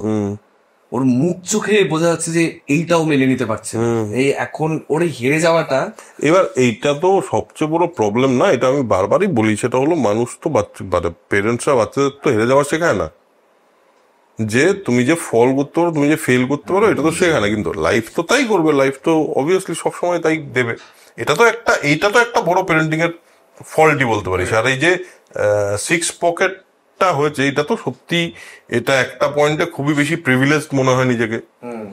আর এটাও সত্যি যে জয়েন্ট ফ্যামিলিতে যারা বড় হয়েছে, বা যারা অনেক কাজিন বা অনেক ভাই বোনদের মধ্যে বড় হয়েছে, তারা অনেক বেশি ইনক্লুসিভ, গ্রাউন্ডেড, অনেক বেশি গ্রাউন্ডেড। আর তারা জানে যে আমাকে না সব সময় আমি যা চাই সেটাই করতে হবে। ইনফ্যাক্ট আমার লাস্ট একটা পডকাস্টে এই নিয়ে কথা হচ্ছিল, রমিতা মজুমদার বলে একজন এসেছিলেন, একজন এন্টারপ্রেনার। তো উনিও বলছে, ও অ্যাকচুয়ালি একটা মিক্সড কালচারে বড় হয়েছে, কিন্তু এই যে অনেক ভাই বোনের মধ্যে বড় হওয়া, তার মানে কিন্তু এটা ঠিক যে তারা এনটাইটেল না, তারা কিন্তু যা চাইছে তারা পেয়ে যাবেন না দুম করে। তাদের একটা কি বলবো, একটা জিনিস চাওয়ার আর পাওয়ার মধ্যে একটা সময় আছে, তার একটা অ্যান্টিসিপেশন আছে, তার একটা নিজস্ব। আমার যেমন, আমি ছোটবেলায় যখন ব্যাট কিনতে বলেছিলাম, ব্যাট কিনবো বলে বাবাকে বলেছিলাম, সময় লেগেছিল কিনতে। দুম করে বললেই কালকে পেয়ে যাওয়া যায় না, এটা আমি জানতাম, আমার মনে হয় সবাই জানতাম। কিছু জিনিস কনসেপ্ট ফিড করা হয়েছে আমাদেরকে, হ্যাঁ, যে বাচ্চাদের না আনকন্ডিশনালি ভালোবাসতে হবে, কোনো কন্ডিশন নেই। ও দুষ্টুমি করলেও ভালোবাসবে, ও একদম আনসোশ্যাল বিহেভ করলে পরেও ভালোবাসবে, সব ভাবে। মানে তাহলে মানে শিখবে কোত্থেকে বাচ্চাটা? একটা বাচ্চা যখন বড় হচ্ছে তখন ওর শিখতে হবে। তো তুমি প্রথমত তো এটা কখন হয়, যে যখন তুমি সমাজের মধ্যে রয়েছো, সমাজ তোমাকে শেখাচ্ছে, বাড়িতে এসেও যেন ট্রমাটা না পায়। এবার সমাজ বলে তো তোমার কিছু নেই, আমার কোনো কানেকশন নেই, জয়েন্ট ফ্যামিলি নেই, অন্যান্য ভাই বোন, বড় দাদা দিদি কাজিন কেউ নেই যারা এটা শেখাবে। তাহলে পরে শেখাবেটা কে? মানুষকে তো সমাজে থাকতে হবে, শেখানোর কেউ নেই। দ্বিতীয়ত, বাচ্চাদের সবাই না একটা পয়েন্টে ইন্টেলিজেন্সের একটা বার্স্ট হয়। দেখবি 2-3 বছরের বাচ্চা একেবারে যে লেটার পড়তে পারছে, মানে ABCD জানে না, তারা খুব তাড়াতাড়ি রাইম মুখস্থ করে। ওই রাইমটা কিন্তু ভুলে যাবে তার 1 বছর পরে সে। হ্যাঁ, অনেক বাবা মা দেখো কি সুন্দর রাইম বলতে পারে করে, তাতে বাবা মা মনে আমার বাচ্চা কিন্তু প্রডিজি। সব বাবা মার মধ্যে একটা অন্তর্নিহিত, সব না, সব বললে ভুল, যে বহু বাবা মার মধ্যে আমার বাচ্চা না প্রডিজি, সবার থেকে আলাদা। সেটা আমরা নিজেদের DNA কে ভালোবাসি বলে, তার মধ্যে আর কিচ্ছু নেই। হ্যাঁ, এবার এটা করতে গিয়ে তখন এই তো 11 বছরের বাচ্চাটা কেন KBC-তে এলো, আমার প্রথম প্রশ্ন তো সেখানে। ও তো নিজে চয়েস করে নিশ্চয়ই আসেনি, বাবা মা আনিয়েছে। এই যে তুই বলছিস কিডফ্লুয়েন্সার, ওর হাতে মোবাইলটা ধরিয়ে দিয়েছে কে? আরে অবশ্যই, এটা নিয়ে তো এই যে অভিনব আরোরার ক্ষেত্রে তো পুরো অ্যালিগেশনটাই ওর বাবার উপর আছে, এবং অ্যালিগেশন কি, ইট ইজ সো ক্লিয়ার যে ওর বাবা টাকার মেশিন বানিয়েছে ছেলেকে। হ্যাঁ, তারপর সিরিয়াস ম্যান বলে নওয়াজুদ্দিন সিনেমা আছে এটা নিয়ে সিরিয়াস, খুবই ভালো সিনেমাটা, খুবই ভালো সিনেমাটা। তারপর তোর এই যে বিভিন্ন রকম সিঙ্গিং শো হয়, হ্যাঁ হ্যাঁ, লিটল চ্যাম্পস, হ্যানো ত্যানো ইত্যাদি, কিচ্ছু তো বাচ্চাটা শেখেনি। ওকে ওই ফেম তো শুধু নয়, ওই এক্সপোজারটা, ওই টেনশন, ওটা হ্যান্ডেল করতে একটা বাচ্চা পারবে না। ওর ওই ওর কোনোভাবেই সম্ভব নয়। মোৎসার্টও পারেনি বা বেটোফেনও পারেনি। দেখ, এটা তুই যেমন বলছিস তার মধ্যে ট্যালেন্টেড তো আছে, ট্যালেন্ট তো প্রচুর আছে, ট্যালেন্ট প্রচুর আছে, তাদেরকে চ্যানেলাইজ করো। হলো ট্যালেন্ট প্রচুর আছে, তারা আসলো। সবচেয়ে প্রথম হলো বাচ্চাদের বাবা মাকে এটা বলে যে শোনো না, এইটাতে তুমি যদি যেতো বা হারো, দ্যাট ডাজন্ট রিয়েলি ম্যাটার। এটা কি বলে তোমার লাইফে কিন্তু এটা কোথাও থাকবে না। কারণ তুই একটা কথা বল, লিটল চ্যাম্পস বা ইন্ডিয়ান আইডল জুনিয়র, একটা ইয়ের নাম বল দেখি, একজন সিঙ্গার যে নাকি লিটল চ্যাম্পসে এসেছিল বা ইয়েতে এসেছিল, তারা জিতেছিল, এরকম সিঙ্গার কটার কথা মনে আছে তোর? বা তারা কোথায় আছে? তারা এখনো কোথাও আছে? নেই তো। বিরাট। কিন্তু ওই এক্সপোজারটা দিয়ে ওই কম্পিটিটিভ একটা এনভায়রনমেন্টের মধ্যে ফেলে তাদের তো এমন একটা প্রেশারের সম্মুখীন করা হচ্ছে যে প্রেশারটা নেওয়ার জন্য তাদের ব্রেন, তারা তৈরি নয়। তাদেরকে ওখানে কেন নিয়ে যাওয়া হচ্ছে? তাদেরকে কেন নিয়ে যাচ্ছে? বাবা মার দোষ। এই যে বাচ্চাটার কথা বলছি, এই বাচ্চাটা কি করে জানলো ওকে ট্রোল করা হচ্ছে? ওখানে একটা ঘটনা ঘটলো, অবশ্যই টিভিতে দেখানো হচ্ছে, নিউজে দেখানো হচ্ছে, মোবাইলে দেখছে সবসময়। 11-12 বছরের একটা বাচ্চাকে তুমি যদি সোশ্যাল মিডিয়া অফ করে দাও, ওর পক্ষে তো জানা সম্ভব না যে ওকে ট্রোল করা হচ্ছে। ও তো রাস্তায় বেরোলে কেউ ওকে কিছু বলছে না, অবশ্যই বলবে না। তো এই জিনিসটাও করব আমি, আমার ফেমও চাই, আমার এক্সপোজারও চাই, পয়সাও চাই, টাকা পয়সাও চাই, কিন্তু তার ব্যাকল্যাশটা নেব না, এটা তো হতে পারে না। আর ইন জেনারেল আমি বলছি যে শুনতে একটুখানি মনে হতে পারে পলিটিক্যালি ইনকারেক্ট, কিন্তু আমরা না, বিশেষত ভারতবর্ষে, আমরা সিভিক সেন্স শেখাচ্ছি না বাচ্চাদেরকে। শেখাচ্ছি না, একদম শেখাচ্ছি না। আমি সেদিন একটা রেস্টুরেন্টে গেলাম, বাচ্চাগুলোর এই বয়সী আর কি, 7-8 থেকে 10-12, রেস্টুরেন্টের মধ্যে বসে যে জোরে মোবাইল শুনতে নেই, এই টেবিল আর ওই টেবিলের মধ্যে যারা পার্থক্য আছে, হ্যাঁ, যেখানে সেখানে ঘুরে বেড়াতে নেই, এই বিষয়টা। তুই ট্রেনে যাবি বা ফ্লাইটে যাবি, দেখবি একটা সিভিক সেন্সের অভাব। সিভিক সেন্স তো থাকতে হবে। তোমার বাচ্চা তোমার কাছে, আমার বাচ্চা আমার কাছে খুবই ভালো, তুমি তোমার বাড়িতে রাখো। এই মুহূর্তে এই যে সিভিক সেন্স শেখাবে কারা? যাদের নিজেদের সিভিক সেন্স আছে, এটাও প্রবলেম। এবার সিভিক সেন্স যে নেই, আমি তো শিওর যে খুব শিগগিরই বিদেশে বেশ কিছু দেশ ভারতবর্ষ ভারতীয়দের বিদেশে বন্ধ করে দেবে। যা করছে লোকজন, ইতালির ফাউন্টেনে গিয়ে কাপড় কাচ্ছে, ইটালির একটা সুন্দর ফাউন্টেনের সামনে সে একজন মহিলা বসে কাপড় কাটছে। একটা জায়গায় একজন যে রাস্তার মধ্যে ময়লা, একটু দূরে গিয়ে কোনায় গিয়ে ময়লা ফেলছে। তারপর তো সেসব তো ছেড়েই দে, ইফটিজিংটা অন্য লেভেলে বিদেশি মেয়ে দেখলে, ইন্ডিয়াতে তো ছেড়ে দে, ইন্ডিয়াতে তো হয়ই, বাইরে গিয়ে লোকজন করছে। একটা ছেলে আছে, সে করে, এটা এই নিয়ে অনেক কথা হয়েছে ইন্টারনেটে। কিন্তু এই যে আমি কেন বললাম এই কথাটা, এই যে মানুষগুলো তো বিদেশে গিয়ে সব করে বেড়াচ্ছে। তারা তো নেদারল্যান্ডসে গিয়ে রথযাত্রা করছে। আমার তো মনে হয় না এটার কোনো দরকার আছে, কারণ ওটা একটা অন্য দেশ। হ্যাঁ, গিয়ে গারবা নাচছে টাইম স্কোয়ার না হোক, যে কোনো একটা জায়গায় গারবা নাচছে, এবং সবাই মিলে নাচছে, নেচেই ছাড়বে বলে। না, গারবা করুক, রথযাত্রা করুক, সেটা পারমিশন নিয়ে করো, ওরা যদি ওদের দেশে অ্যালাউ করে, হোয়াই নট। কিন্তু আমি বলছি যে এই যে বাজি পোড়ানো, একটা পরিষ্কার রাস্তার উপরে তুমি এমনিতেই বাজি পোড়ানোটা তো তোমার ইটস আ পলিউটিং থিং। ওরকম আওয়াজ করা যায় না সভ্য জায়গায়, তুমি রাস্তার মধ্যে বাজি পোড়াচ্ছ, পারমিশন নিয়েছো? আমি তো একটা কথা বলবো, ধর একটা দেশ, যে দেশে আমি গেলাম, আমরা ধর কয়েকজন গিয়ে ওখানেই আছি, সেখানে আমি আমার কালচারকে আমি পার্সোনালি নিজের কাছে রাখতে পারি, বাট সেই দেশটার তো কোনো দায় নেই আমার কালচারকে সহ্য করার। দেয়নি। একদম দেয়নি কোনো এবার কারণে। সেখানে যদি জোরে জোরে ওই ইয়ের দিকে ঢোল ফোল নিয়ে একটা রাস্তা দিয়ে বেরোচ্ছে, they don't know this, they are not use to this. আমরা ইউজ টু, আমাদের অসুবিধা হলেও আমরা ইউজ টু, যে ঢাক ঢোল বাজিয়ে রাস্তা দিয়ে যায় মাঝে মাঝে জিনিসপত্র। না না, এই যে হরে কৃষ্ণা যে ব্যাপারটা চলে, এটা আমি নিজে দেখেছি মেক্সিকো শহরে। ইরিটেটিং, ইরিটেটিং লেভেলে করে ওরা। ওটা ওটা ও দেশের সংস্কৃতি নয়। তুমি মানে হরিনাম সংকীর্তন করতে বেরিয়ে লোককে ধরে ধরে ওই যে কি একটা তো ভিডিও আছে, আমি ওটা প্রত্যক্ষ দেখেছি ওটা ওখানে। It's an irritating thing. মানে কি তুমি মেসেজ দিচ্ছ? এইভাবে কি হয় নাকি? এইসব তো এবার এই যে মানুষগুলো, এই মানুষগুলোর তো সিভিক সেন্স নেই। এবার এরা বাচ্চাদের কি সিভিক সেন্স শেখাবে? তাদের তো মানে তাদের সত্যি আমি খুবই এই বিষয়ে খুবই চিন্তা হয় মাঝে মাঝেই, যে মানে একটা পয়েন্টের যেই সোসাইটি, আমরা তো থাকবো না, কিন্তু যে সোসাইটিটা তৈরি হচ্ছে, এই বাচ্চাগুলোই তো পরে সেই সোসাইটির পার্ট হবে না। অনেক বাচ্চাই, সব বাচ্চাই, মেজরিটি হয়তো ভালোই, হয়তো সব ঠিকঠাকই আছে, হয়তো আমাদের মনে হচ্ছে যে এরা খুব খারাপ, যেটা আমাদের জেনারেশন গ্যাপের জন্যও হতে পারে। কারণ একটা সময় তো আমাদেরকেও খুবই খারাপই ভেবেছিল লোকজন, আমি যে খুব ভালো আমরা তা বলছি না, বাট এমন কিছু বিরাট একটা পৃথিবী বদলে যায়। আমাদের জেনারেশনই খারাপ, মানে আমরাই তো বা আমাদের লেভেলটাতে তো আমরাই আছি। বাসে ভিড়ছি সেদিক, চারদিক ঢাকা, এসি বাস। ভদ্রমহিলা বাচ্চাকে নিয়ে উঠেছে, বাচ্চাকে প্রথমে কোলে নিয়েছে, বাচ্চাটা অনেকক্ষণ ধরে কমিউনিকেট করবার চেষ্টা করলো মহিলার সাথে, কোনো কথা না, রিল দেখছে। কন্টিনিউ 4 ঘন্টা রিল দেখে গেল ফুল ভলিউম আমার সামনে বসে। আর তুই কিছু বললি না বলে কি বলা যাবে? আমি একবার বললাম যে একটু দিদি একটু ভলিউমটা কমিয়ে দিন, তাহলে একটু আবার সুবিধা হবে। আচ্ছা বলে এবার 2 ধাপ কমালো, আবার একটা গান হতে ও বলে বাজিয়ে দিল। এবং তিনি নিজেও রিল শুট করছে যে তোমার এটা আমি একটা গানে হেডফোন দিয়ে করে ফেলো।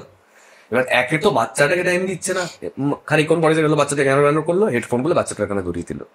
এখানে স্পয়েল করছো তুমি, গোটা 5 টাকা একটা স্পয়েল করছো। না, এটা আমি করেছিলাম একবার, এই জিনিসটাকে আমি থামিয়ে দিয়েছিলাম। এখনো করি এটা মাঝে মাঝে। ট্রেনে যাচ্ছিলাম, অবভিয়াসলি আমি সাইড লোয়ারে, ওদিকে 3-4 জন বসে জোরে জোরে গান শুনছে বা রিল দেখছে সামথিং। আমি বললাম যে আপনার শুনতে হলে পরে হেডফোনে শুনুন। শুনলো না, তাকিয়ে আচ্ছা ঠিক আছে তাহলে। পরে তো এবার সোজা কথায় ঘি না উঠলে আমি আমার ল্যাপটপটা খুলে একটা স্প্যানিশ সিনেমা ফুল ভলিউমে চালিয়ে দিলাম। কিছুক্ষণ পরে ও তাকালো আমার দিকে, আমি তো সিনেমা দেখছি। আমি নোভো সিনেমা প্যারাডাইসও চালিয়ে দিয়েছিলাম, স্প্যানিশ ভার্সন পুরো। হ্যাঁ, ওটা আরো ইরিটেটিং তো, কারণ যে জানে না ভাষাটা তার পক্ষে তো এটা অজানা নয়েজ, ওটা অজানা আওয়াজ একটা সবসময় আসছে এত জোরে। তারপরে ও কমিয়ে দিল, আমি বন্ধ করে দিলাম। মানে এটা খুব বাজে না? আমি যে কোনো জায়গায় কেউ পাবলিকলি যদি কোনো সাউন্ড ইউজ করে, আমি সঙ্গে সঙ্গে বলি যে সঙ্গে সঙ্গে আটকাই।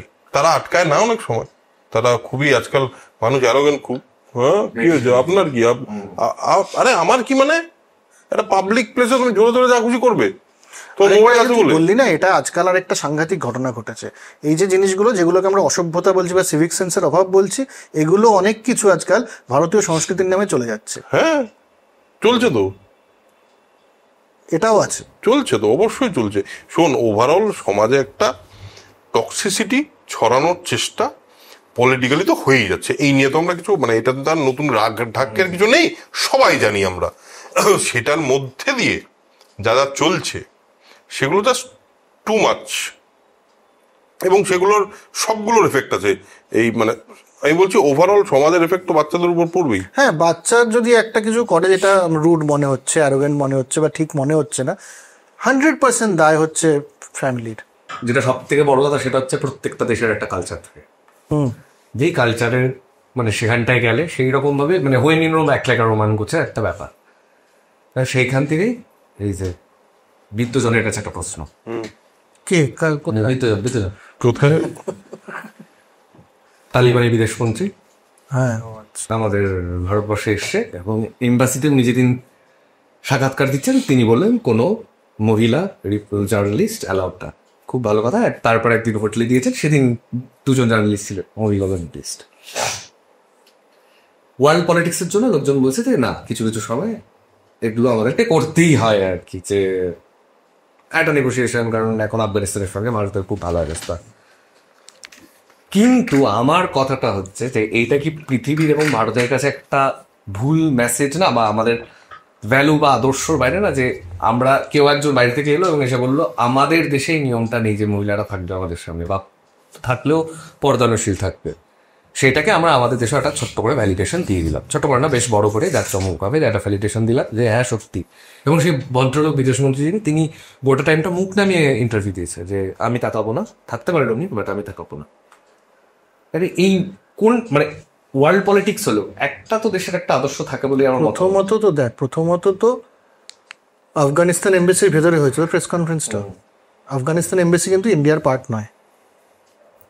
Afghanistan embassy is not India.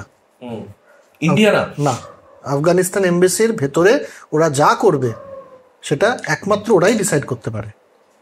বেশ ঠিক আছে, তো সেটা নিয়ে আমাদের কিছু বলার থাকতে পারে না। ভারতীয় মানে এটা কি মানে ওয়ার্ল্ডের, দ্যাট ইজ দ্য, হ্যাঁ, এবার আমাদের এখানে যদি তুই বিদেশে আছিস, তোর কোনো একটা সমস্যা হলো, ওই দেশের পুলিশ থেকে হলো, তুই কি করবি? তুই সোজা ইন্ডিয়ান এমবেসিতে ঢুকবি, সেখানে ওখানকার পুলিশ ঢুকতে পারবে না, কারণ ওই চত্বরটা তাদের দেশের রুলস অ্যান্ড রেগুলেশনের মধ্যে পড়ে না। ওটা একটা বলতে পারি সেটা একটা গ্লোবাল অর্ডারের এটা একটা পার্ট, যে এমবাসি ইজ ওই দেশেরও নয়, নো ম্যানস ল্যান্ড, কিন্তু ওই দেশের ওই চত্বরটার ভেতরে সেই দেশের নিয়মই খাটবে। তো সে যদি এটা চুজ করে থাকে, দ্যাট ইজ দেয়ার চয়েস। আমি সেটাকে মানে সমর্থন করি কিনা বা সমর্থন করি, প্র্যাকটিস তুমি করছো, আমার কিছু আসে যায় না তাতে। দ্বিতীয় কথাটা হচ্ছে যে আমি কি একে সমর্থন করি? একদমই করি না, ইন প্রিন্সিপাল করি না, কোনোভাবেই এটা সমর্থনযোগ্য নয়। ঠিক আছে, এবং তালিবানরা কি করেছে না করেছে সেটা আমরা জানি। তবে গ্লোবাল পলিটিক্স ব্যাপারটা শান্তি, সারা পৃথিবীর শান্তি বজায় রাখতে গেলে পরে যে রাজনীতিও, সেটা সবসময় প্রিন্সিপালের উপরে বেস্ট করে হয় না। যারা এটা নিয়ে গলা ফাটাচ্ছেন তারা সারা জীবন সব কিছু ইন প্রিন্সিপাল করতে পারবেন? প্রায়োরিটি নেই। আমার প্রায়োরিটি কোথায়? মানে একটা ঠিক বলে রিসেপ্ট তো থাকবে প্রায়োরিটির উপর। হ্যাঁ, প্রায়োরিটিটা কোথায় আমার? যে আমার আফগানিস্তানের সাথে বা কোনো দেশের সাথে সুসম্পর্ক রাখা উচিত কি উচিত নয়, এই একটা ঘটনায় আমি কি সম্পর্ক বাতিল করে দেব? এটা হচ্ছে প্রশ্ন। এই ঘটনাটার জন্য আমি সম্পর্ক বাতিল করে দেব, সেটা হচ্ছে প্রশ্ন, প্রথম কথা। দ্বিতীয় কথা, এটাও তো ভাবতে হবে যে সেই সময়টা হচ্ছে আফগানিস্তান পাকিস্তানের যুদ্ধ পরিস্থিতির মতন সব তৈরি হয়েছে, তাই না? তো সেই সময় যদি ভারতবর্ষের সাথে আফগানিস্তানের একটা সুসম্পর্ক তৈরি হওয়ার জায়গা হয়, তাতে খারাপ কাদের লাগছে বা কেন লাগছে সেটাও প্রশ্নের মুখে পড়বে। কারণ গ্লোবাল পলিটিক্স বা গ্লোবাল ইয়েতে কখনোই এটা হয় না যে ওটা শুধু দেখানো, রিটরিকটা হচ্ছে প্রিন্সিপাল। ওটা সবসময় রিয়েল পলিটিক্স দিয়ে তৈরি হয়, যে আমার দেশের বর্ডারে ওই দেশের কি ভূমিকা। এটা হেনরি কিসিঞ্জার বলেছিলেন যে আমার বিদেশ নীতি শুধুমাত্র এটা দিয়ে নির্ধারিত হওয়া উচিত যে আমার বর্ডারে ওই দেশের ভূমিকা কী এবং ওই দেশের বর্ডারে আমার দেশের ভূমিকা কী। তার দেশের ভেতরে সে কী করছে, আমার দেশের ভেতরে আমি কি করছি, সেটা তারও দেখার দরকার নেই। ওই দেশের ভেতরে ও কী করছে সেটা আমার প্রাথমিক কনসার্ন নয়, প্রাথমিক কনসার্ন সেটা আমার নয়। এই যে পৃথিবীর সবচেয়ে বড় দেশটি সব জায়গায় গিয়ে গিয়ে আমরা তো গণতন্ত্রের জন্য লড়াই করছি, আসলে করছে কি? আসলে কি ওটা প্রায়োরিটি ছিল নাকি সেখানকার তেল প্রায়োরিটি? তাই না? যারাই যা কিছু করেছে, তাহলে পরে বল সোভিয়েতের সাথে নাজিদের কেন হিটলারের সাথে হাত মিলিয়ে চুক্তি স্থাপন হয়েছিল? প্রশ্ন তো তখন সেটা উঠবে। নাজিরা কি তখন ভালো ছিল, পরে ভালো ছিল না? সুভাষচন্দ্র বসু গেছিল, সুভাষচন্দ্র বসু গেছিল, সোভিয়েতের সাথে জার্মানির হয়েছে বিভিন্ন সময়। এটা তো আমার এটা ওই জায়গা থেকে আমার মনে হয় দেখা উচিত। এবার সেটাকে গ্লোবাল একটা ন্যারেটিভ তৈরি করে সেটাকে কমানোর চেষ্টা করা যায় কিনা, সেটাকে আরেকটু ঠিকঠাক করা যায় কিনা, সেগুলো অন্য প্রসঙ্গ। এই পার্টিকুলার ঘটনাটাতে আমি কোনোভাবেই দেখি না যে ভারতে কি করার ছিল। ওর এমবাসির ভেতরে একটা সাংবাদিক সম্মেলন নেবে না বাইরে, কিন্তু মানে তুমি যখন অ্যালাউ করে দিচ্ছ তার মধ্যে তুমি একটা ভ্যালিডেশন। আমি অ্যালাউ করার কেউ নই না, মানে ভারত সরকার তো অ্যালাউ করলো যে আমরা একজন না দুজন সাংবাদিককে আমি আমার জায়গা করে দিলাম, যে দুজন সাংবাদিক থাকতে পারে। তার আগে কি কি প্রশ্ন করবে সেটারও একটা স্ক্রুটনি হয়েছে। ঠিক আছে, এবং এরপরেই ভারত সরকার হঠাৎ করে বললো যে আমরা মুসলিম মহিলাদের হিজাবের বিরুদ্ধে একটা আন্দোলন করছি। খুব ভালো, করো, তাতে কোনো আপত্তি নেই, কিন্তু তুমি দুটো প্র্যাকটিসকে একসাথে কিভাবে, দুটো বিপরীত ধর্মী প্র্যাকটিসকে একসাথে কিভাবে মান্যতা দিচ্ছ? না, আমার প্রায়োরিটি কি? দেশটার সাথে সুসম্পর্ক স্থাপন করা। সুসম্পর্ক স্থাপন, তোর ধরা যাক তোর একটা প্রতিবেশীর ঘরে সে তার স্ত্রীকে মারে, বেশ। ঠিক আছে? এবার তুই কি করবি? তাকে গিয়ে সোজাসুজি তার বাড়িতে তুই, এবং তাদেরকে একসাথেই থাকতে হবে, আর স্ত্রীর কোনো যাওয়ার জায়গা নেই। এমন নয় যে তাকে তুই একটা রিহ্যাবিলিটেশনে দিয়ে আসলে সে ভালো থাকবে, অবস্থাটা সেরকম নয়। তো সেক্ষেত্রে তুই কি করবি? পুলিশ থেকে ধরিয়ে দেবো লোকটাকে। পুলিশ থেকে ধরিয়ে দিবি। পুলিশটা কে এখানে? আমাদের পুলিশ, আমি যে জায়গাটা হচ্ছে আমি আর ভদ্রলোক পাশাপাশি পাড়া। হ্যাঁ না, কিন্তু ইন্ডিয়া পাকিস্তানের জায়গায় পুলিশ কে? পুলিশ নেই তো। এবার যদি পুলিশ ব্যাপারটা না থাকে, পুলিশ নেই, তাহলে তুই প্রথমত তো ওদের বাড়িতে যাবি, নিশ্চয়ই যাবো। সেই জায়গাটা তো থাকতে হবে তোকে, সেইটা তো প্রাথমিক। তারপরে দেখা যাক না ভারতবর্ষে যদি ওখানে প্রভাব পড়ে। তালিবান 1-এর থেকে Taliban 2 is much more softer. পৃথিবীতে তো কোনো কিছু অ্যাবসলিউট ট্রুথ বলে হতে পারে না। মানে টেররিস্ট অর্গানাইজেশন তো মানে সেটার মান্যতা তো তাকে দিতেই হবে আর যে তুমি অ্যাবসলিউট ট্রুথ তালিবান 1-এর থেকে তালিবান 2 ইজ সফটার, এটা আরও আগেই সেটা এগোতবে তো। লিসার এভিল, মানে হ্যাঁ। এবার তুমি চাইছো সবাই তোমার মতন হয়ে যাক, তোমার মতন হলে পর যারা প্রতিবাদ করছে তারা কতটা পরিষ্কার। একজন দেখলাম ওই বাংলারই একজন এমপি, তিনি সবচেয়ে বেশি এটা নিয়ে গলা ফাটিয়েছেন। তার নিজস্ব রাজ্যের মধ্যে কি হচ্ছে না হচ্ছে, হ্যাঁ, সেগুলো কি সমস্ত সমালোচনার ঊর্ধ্বে? তার নিজের দলে যেগুলো হচ্ছে সেগুলো কি সমস্ত সমালোচনার ঊর্ধ্বে? তিনি নিজে অপমানিত হয়েছেন তার পার্টিরই একজন সাংসদ দ্বারা, সেটার তো কোনো ফয়সলা হয়নি এখন অবধি। তাহলে তুমি অ্যাবসলিউট ট্রুথের কথা বলছো কি করে? রাজনীতিতে অ্যাবসলিউট ট্রুথ বা অ্যাবসলিউটলি এটাই করতে হবে বলে তো কিছু আর মনে হয় না। প্রায়োরিটিটা দেখতে হবে। বা আমি সমর্থন করি, একেবারেই করি না, আমি আমার দেশে করতেই দেবো না কখনো, কিন্তু ওর এমবাসির ভেতরে কি করবে আমার কিছু করার নেই তাতে। আমি এভাবে দেখি ব্যাপারটাকে। সে তো আছেই। এবার তালিবানি বিষয়টা তো খুব একটা সুবিধার তো না, কিন্তু যাই হোক, একটা আমার মনে হয় এটা নিয়ে আমার আর কিছু বলার নেই। যেটা বলে দিল বিদেশ নীতি নিয়ে ইরানের সাথে ভারতবর্ষ ইরানের সাথে সুসম্পর্ক রাখবে না, ওখানেও তো একই ব্যাপার। ওখানেও তো একটা প্রচণ্ড ধর্মীয় একটা শাসন চলছে, তার সাথে ভারত সম্পর্ক রাখবে না? ভারত ধর্মনিরপেক্ষ বলে ভ্যাটিকান সিটির সাথে ভারত সম্পর্ক রাখবে না? কি করলি?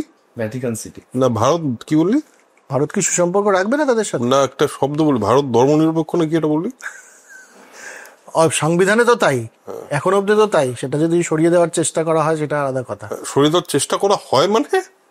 হ্যাঁ, আমার প্রশ্নচিহ্নের মুখে পড়ছে, যেটা নিয়ে আমরা একটা এপিসোডও করেছি। যে যাই হোক, আমি এইভাবেই দেখি জিনিসটাকে, অ্যাবসলিউট ট্রুথ বলে আমি মানি না। হ্যাঁ, মানে এই কিছু কিছু জিনিসপত্র না কোনো অ্যান্সার পাওয়া যাচ্ছে না কি, যে ওয়ার্ল্ড পলিটিক্সটা এমন একটা জায়গায় চলছে যেটার কোনো আদর্শগত দিক থেকে ঠিক ভুল আছে, আমার তোমার এক দিক থেকে যে হ্যাঁ পাকিস্তানের সঙ্গে একটা যখন বাজে সম্পর্ক, তখন আমাদের কাছে আফগানিস্তানটা দরকার খুব। কোনটা ঠিক কোনটা ভুল না, এটা কোনটা ঠিক কোনটাই ভুল না। পৃথিবীটাকে সাদা কালো ভাবে দেখানোর যে চেষ্টা বা দেখার যে চেষ্টা, সেখানে ভুল। পৃথিবীটা সাদা কালো নয়, পৃথিবীতে অনেক রকম রং আছে এবং এটা এগিয়ে যাবে। আমরা অপোজিশন বা বিরোধী দল চাই কেন একটা গণতন্ত্রে? গণতন্ত্রের বিরোধী দল শক্তিশালী হওয়া উচিত সবসময় বলি আমরা। কেন বলি? প্রশ্ন করতে পারবে, কারণ কোনো কিছু সাদা কালো হবে না, বিভিন্ন বিষয়ে প্রশ্ন করতে হবে তাকে, এবং সরকারও সেটাকে ঠিকভাবে ম্যানেজ করে ওদের কথাটা শুনেও চলতে হবে। এই জন্যই তো গণতন্ত্রের বিরোধীর প্রয়োজন। তাহলে তো চীন হয়ে গেলেই হয়। সিভিক সেন্স থেকে গরম লাগছে, তিব্বত গেলেই পারো 3 ঘন্টার পর। কিছু ঠিকঠাক নেই না পৃথিবীতে এখন, অদ্ভুত ভাবে। দেখ, আমার এটা না, আমি যুদ্ধ শুরু হয়ে গেছে বলছি তোকে এটা নিয়ে সত্যি। দেখ, আমার মনে হয় একটা সেন্সিবল এজে এসে মানুষ যদি এসে পৌঁছায়, তাহলে আমি এটা ভেবে দেখেছি যে আমি যদি আমার জন্ম 1919 বা 1920 হলো, তো আমার যখন 1920 আমার জন্ম হলো, আমার যখন 22 বছর বয়স, তখন এই পৃথিবীটাকে আমি কিভাবে দেখছি? Depending on where you are. না, ধরো আমি ভারতবর্ষেই আছি, আচ্ছা, পৃথিবীটা কি অবস্থা তখন?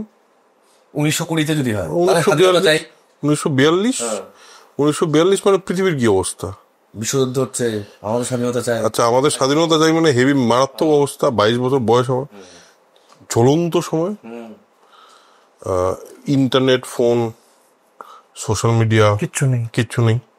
অথচ ভারতবর্ষের সবচেয়ে খারাপ সময়ের মধ্যে একটা, আচ্ছা ছেড়ে দিলাম, আমার জন্ম 1703 হয়েছে,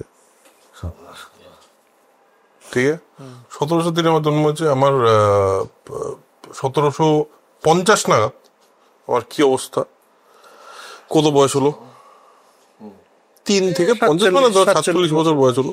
1750 নাগাদ কি অবস্থা, তখন কি অবস্থা, মাৎসন্যায় অবস্থা, মানে শেষ, ব্রিটিশরা এসে গেছে, ওইদিকে মুঘল এম্পায়ারের মোটামুটি শেষ হয়ে গেছে, ঔরঙ্গজেব মরে গেছে, 1709 মরে গেছে, তারপরে যে যেদিক থেকে পাচ্ছে লুটে নিচ্ছে, যেদিক থেকে স্বাধীনতা ঘোষণা করে দিচ্ছে, ঠিক আছে, এরকম একটা অবস্থার মধ্যে আছে। আচ্ছা ঠিক আছে, আমি আরো পেছাই, আমার জন্ম হচ্ছে 1610-এ, তো 1630 বা 1635 খ্রিস্টাব্দে ভারতবর্ষের কি অবস্থা সেটা তো জাস্ট মানে ভাবাই যাচ্ছে না আর কি। মানে দাস বংশ আসছে বা এসে গেছে, দাস বংশ তখন 1610 মানে মুঘল সাম্রাজ্য, তখন তো মুঘল সাম্রাজ্য, তারও আগে যদি চলে 1500 চলে যায়, 1400 চলে যায়, তা আমরা পরপর এগুলোই পাবো, পরপর সব খারাপ পাবো, খারাপ পেয়ে আমরা এখন এই মুহূর্তে এসে দাঁড়িয়ে ভাবছি এই মুহূর্তে পৃথিবীটার অবস্থা সবচেয়ে খারাপ। আমি শিওর যে আমার জন্ম যদি আজকে হতো, আমার যখন 40 বছর বয়স হতো, তখনও আমার মনে হতো পৃথিবীটার খুব খারাপ অবস্থা। এইটা কি লজিক দিলে তুমি এতক্ষণ এই বোঝানোর জন্য মাথা কাটি 1500 দিনই গেলে? তোকে কারণটা বলছি, সেটা হলো পৃথিবী সবসময় অস্থিরতার মধ্যে দিয়ে যায়, প্রত্যেকটা মুভমেন্টে। তুই ভেবে দেখ, তোর আজকে থেকে 15 বছর আগে এই পৃথিবীটাকে এত খারাপ লাগতো না, কিন্তু সেই সময় কি পৃথিবীটা খুব খারাপ ছিল না? হ্যাঁ, মানে চারিদিকে কি চলছিল? এই বিজেপি জাস্ট ঢুকে গেল, টেরোরিস্ট অ্যাটাক সারা পৃথিবীতে জুড়ে, মানে মারাত্মক একটা টেরর চলছে। আচ্ছা, সেই সঙ্গে হলো ওসামা বিন লাদেন হয়তো জীবিত, তখন জীবিত, হ্যাঁ অবশ্যই। হলো তার আগে 9/11 হয়ে গেছে, এইসব চলছে পৃথিবীতে। হ্যাঁ, সারা পৃথিবী, ভারতবর্ষের ইকোনমিক অবস্থা খুব খারাপ, এখনো তো খুব ভালো দাঁড়া, বাট তখন আরো খারাপ। আচ্ছা, করাপশনে মানে মোটামুটি সারা দেশ শেষ হয়ে গেছে করাপশন এবং ইয়েতে। আর সবচেয়ে বড় কথা, আরেকটু পেছনে গেলে এত আন্ডারওয়ার্ল্ডের যে মানে বাড়াবাড়ি, ঠিক আছে, গুন্ডামির যে বাড়াবাড়ি এখন আরো বেশি, কিন্তু তখনও ছিল। তো যেগুলো সময় যেগুলো হয়েছে, সেগুলো সবই খারাপই হয়েছে। আমাদের সেন্সিবিলিটি পরে তৈরি হয়েছে, আমরা পৃথিবীকে দেখতে পরে শিখেছি। এটা আমার একটা অন্য পার্সপেক্টিভ, তাই বলে কি আমার এই ব্যাপারগুলো ভালো লাগছে না। এখন এই মুহূর্তে একজন স্পিকার তৈরি হচ্ছে, যার ফলোয়ার তৈরি হচ্ছে, যে নাকি সবাইকে বলছে ভাই হিন্দুরা অস্ত্র সাজাও বাড়িতে, সে পপুলার, সে প্রকাশ্যে কথাটা বলছে, কেউ তাকে অ্যারেস্ট করছে না। আজকে এই সময়টায় আছি আমরা, এটা খারাপ সময়ই মনে হচ্ছে আমার, অবশ্যই খারাপ সময়। এবং এটা যেটা হচ্ছে চারিদিকে, যেটা সবকিছু খারাপই হচ্ছে মনে মেনে নিলাম আমি, কিন্তু খারাপই হচ্ছিল সারা সব সময়। আজকে নতুন খারাপ হচ্ছে না, বা তখনও ভালো জিনিস ছিল, এখনো অনেক ভালো। এক্স্যাক্টলি। আমাকে আমার বক্তব্য হলো, আমাকে এই নিয়ে অনেকেই বলেছে আমি কেন পজিটিভিটি বলি, কেন চারিদিকে তো খুব খারাপ অবস্থা, আমি কি হতাশ নই? হ্যাঁ, অবশ্যই হতাশ, কিন্তু আমি যদি শুধু হতাশ হই থেকে যাই তাহলে তো অবভিয়াসলি চলবে না। কিন্তু হ্যাঁ, অবভিয়াসলি আমার মনে হয় যে আরো বেশি আলোচনার প্রয়োজন আছে, হ্যাঁ, সমস্ত কিছু নিয়ে। আজকালকার দিনে ডায়ালগস কমে যায়, যেটা আমার সবকিছুর মধ্যে সবচেয়ে খারাপ যেটা লাগে সেটা হলো ডায়ালগস কমে যাওয়া, আর এত পোলারাইজেশন হয়ে যাওয়া। আগে আমরা এত পোলারাইজ সোসাইটিতে থাকতাম না, যে এইটা ঠিক এইটা ভুল, মানে আমি ওইদিকেই আছি, বাকিটা আমি জাস্ট ভেবেই দেখবো না, এই জিনিসটা কিন্তু আমরা ছিলাম না। ঠিক। আর একটা খুব হয়েছে যে তোমার দেখছি মতামত খুব একটা চেঞ্জ হয় না কথাবার্তায়, এমনি মানে পডকাস্ট, রিপোর্টিং চ্যানেল থেকে বন্ধুদের আড্ডা, যে ধরো আমার একটা মতামত আছে, তোমার একটা মতামত আছে, আমরা দুজন মিলে বসলাম, বসে আমরা যদি ঝগড়া করার কোনো ফলাফল নেই। না, ফলাফল নেই, এবং কারো মতামতে কারো মতামতেই কেউ কোনো ইনফ্লুয়েন্স করতেই পারলো না। না, কারণ তোকে ওপেন থাকতে হবে না। এই যে বললাম যে আফগানিস্তানের ঘটনাটা, আমার কাছে মনে হয়েছে যে কিছু করার নেই, ভারতের সরকার এখন যারা রয়েছে তাদের পক্ষে this was a priority to have a good relation আফগানিস্তানে। সেখানে আমি সমর্থন করছি, কিন্তু আবার পোলারাইজেশন তারা প্রশ্রয় দিচ্ছে, সেখানে আমি তাদের বিরোধিতা করছি। এই যে আমার দুটো সত্তাই থাকতে পারে, আমি ইস্যু বেসড একটা ঘটনাতে এদেরকে সমর্থনও করতে পারি, রাজ্য সরকার হতে পারে, কেন্দ্র সরকার হতে পারে, ইউএস গভর্নমেন্ট হতে পারে, আরেকটা বিষয় তাকে আমি সমালোচনাও করতে পারি। বা আমি তুই যখন বলছিস, তুই হয়তো বিরুদ্ধে দুটো যুক্তি দিচ্ছিস, আমি বলছি হ্যাঁ ঠিকই, তুই যেটা বলছিস সেটাও ভুল নয়, বুঝতে পারছি। আমাকে তো সেই ওপেননেসটা থাকতে হবে, তা না হলে আর কিসের শিক্ষা? তা না হলে তো শিক্ষিত হয়ে কোনো লাভ নেই। এটা না হলে পরে কোনো শিক্ষার দামই নেই যদি আমি প্রশ্ন করতে না পারি, যদি আমার মধ্যে ওই ফ্লেক্সিবিলিটিটা না থাকে। আমার শিক্ষা মানুষকে কি দেয়? শিক্ষা তো মানুষকে এটাই দেয় না যে নিজে থেকে ভাবার একটা ক্ষমতা তোমার মধ্যে তৈরি হোক। অন্যের ইনফ্লুয়েন্সেই যদি আমি শুধু ইনফ্লুয়েন্সড হয়ে যাই, তাহলে পরে তো আমার নিজের ভাবার কোনো ক্ষমতা নেই। আর একটা ব্যাপার আছে, সেটা হলো এখন না, আগে আমার মনে হয় এটাও ছিল না, সেটা হলো আমাকে কোনো একটা কিছুর হয়ে যেতে হবে, বা আমার কোনো একটা পক্ষ নিতেই হবে, এই দায়টাও আমার উপর ছিল না কোনোদিন। এখন এই দায়টা কিন্তু চাপিয়ে দেওয়া হয়েছে সবার মধ্যে, তুই কোন দিকে? আরে আমি কোনো দিকে নাও থাকতে পারি, তো আমি সব দিকেরই খারাপটা দেখতে পারি, আবার সব দিকেরই ভালোটা দেখতে পারি। এটাও তো আমার একটা স্ট্যান্ড পয়েন্ট হতে পারে না?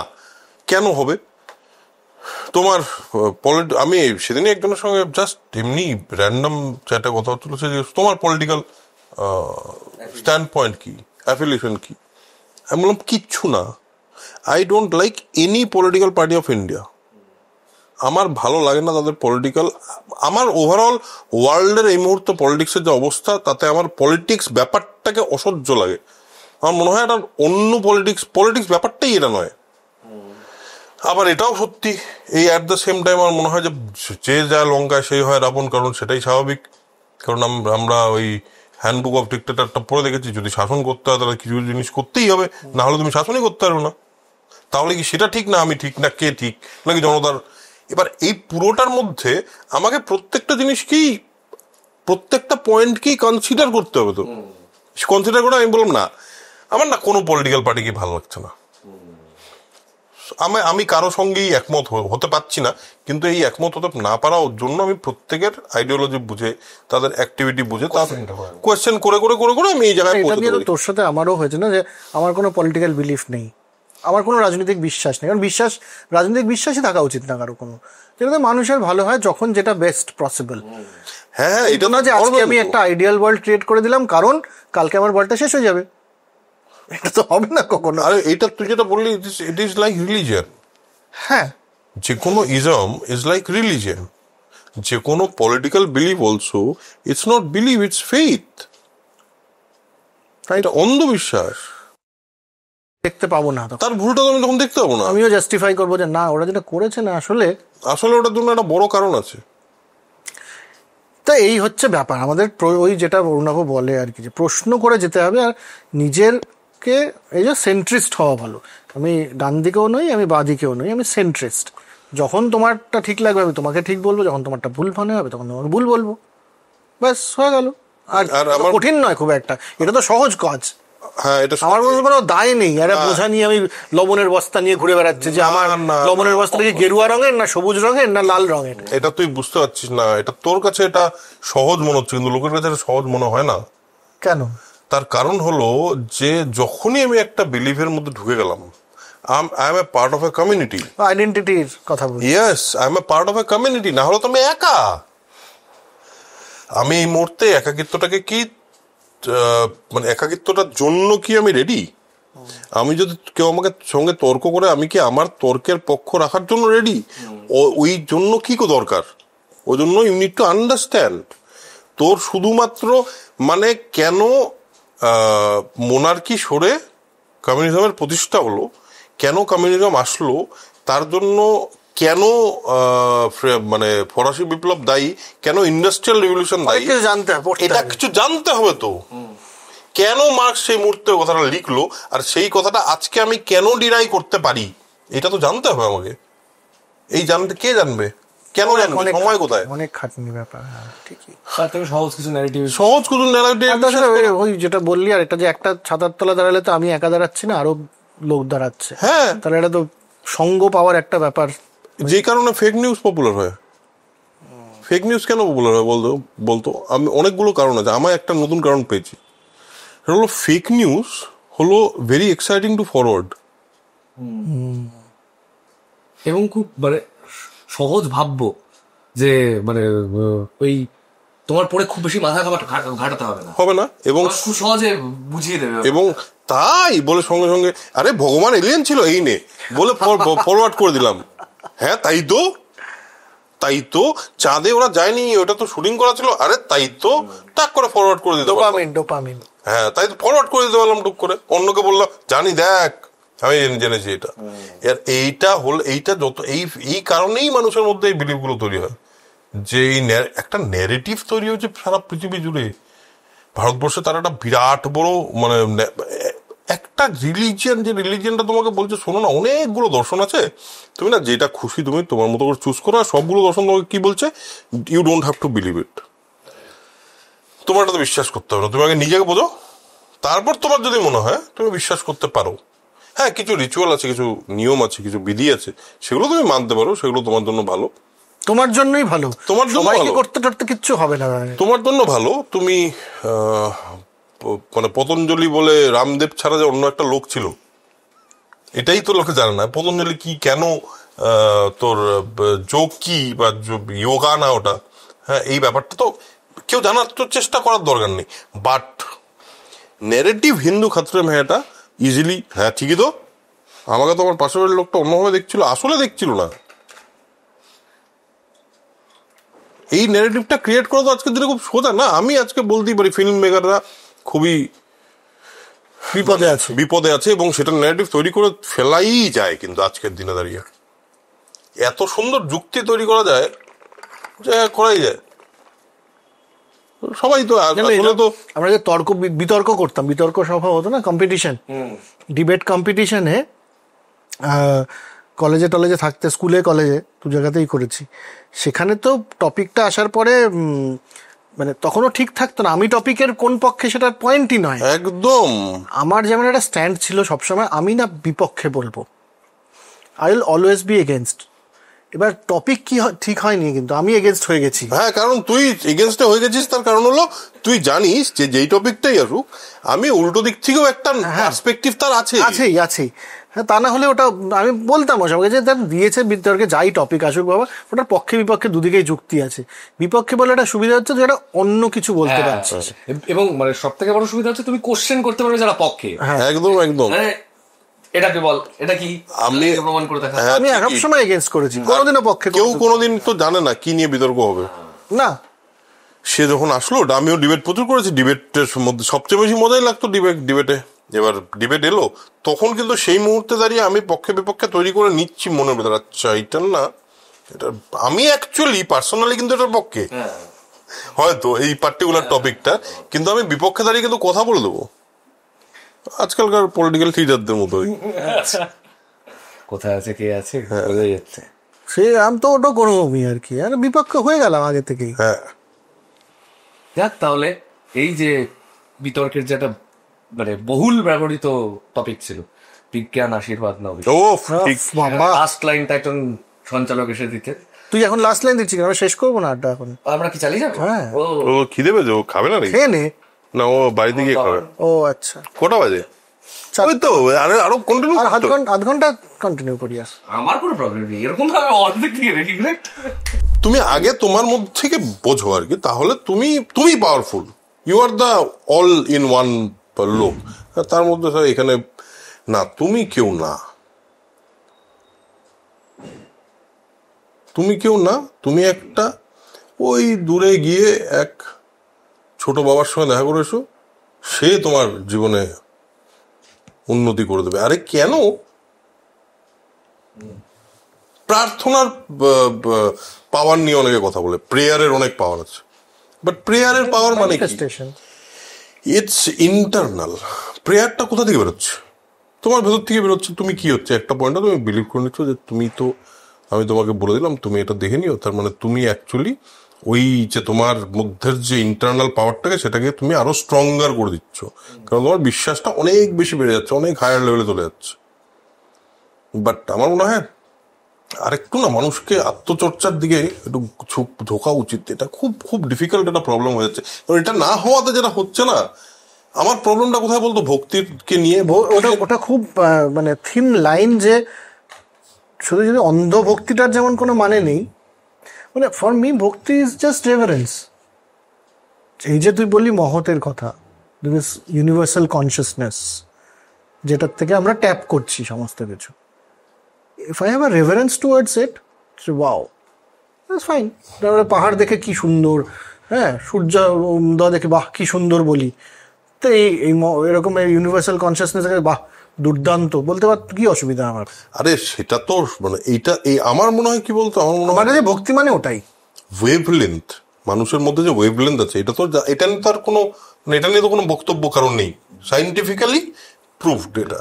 আর সাইন্টিফিক্যাল কথা, সায়েন্সের বাইরের কথা বলবো না, ওরকম সাইন্টিফিক একটা জিনিস নন সাইন্টিফিক এরকম না, এরকম কিছু হয় না, এরকম কিছু হয় না, এভরিথিং ইজ সাইন্টিফিক অ্যাকচুয়ালি। পয়েন্টটা হলো যখনই আমাকে আজকে আমি ম্যানিফেস্ট করতে হয়, ম্যানিফেস্টেশন নিয়ে এত কথা হয়, প্রবলেমটা সবচেয়ে বড় সমস্যাটা কোথায় বলতো ম্যানিফেস্টেশনের? তোমাকে মানে যদি ম্যানিফেস্ট করতে বলার আগে তোমাকে যদি তোমার ইন্টারনাল সেলফকে না চেনানো হয়, যদি না বলা হয় যে তোমার আসলে তোমার ভাবনার চর্চা দরকার, আগে তোমার নিজের চিন্তার চর্চা দরকার, তারপর তুমি ম্যানিফেস্ট করতে হবে। সেইটা না করে টেকনিক দিয়ে ম্যানিফেস্টেশন কি করে হবে? যেটা আমার সিক্রেট নিয়ে খুব সমস্যা ছিল। সিক্রেট বলে যে বইটা অনেকের নাকি অনেক লাভ হয়েছে জীবনে, বাট সিক্রেটের প্রবলেমটা, সিক্রেট প্রথমেই বলেছে যে এরকম একটা টেকনিক আছে, এরকম একটা সিক্রেট আছে যেটা অনেকে জানতো, তোমাকে সেটা বলেনি, আমাদেরকে সেটা বলা হয়নি। ওকে ওকে কে বলেছে? কেউ জানে না।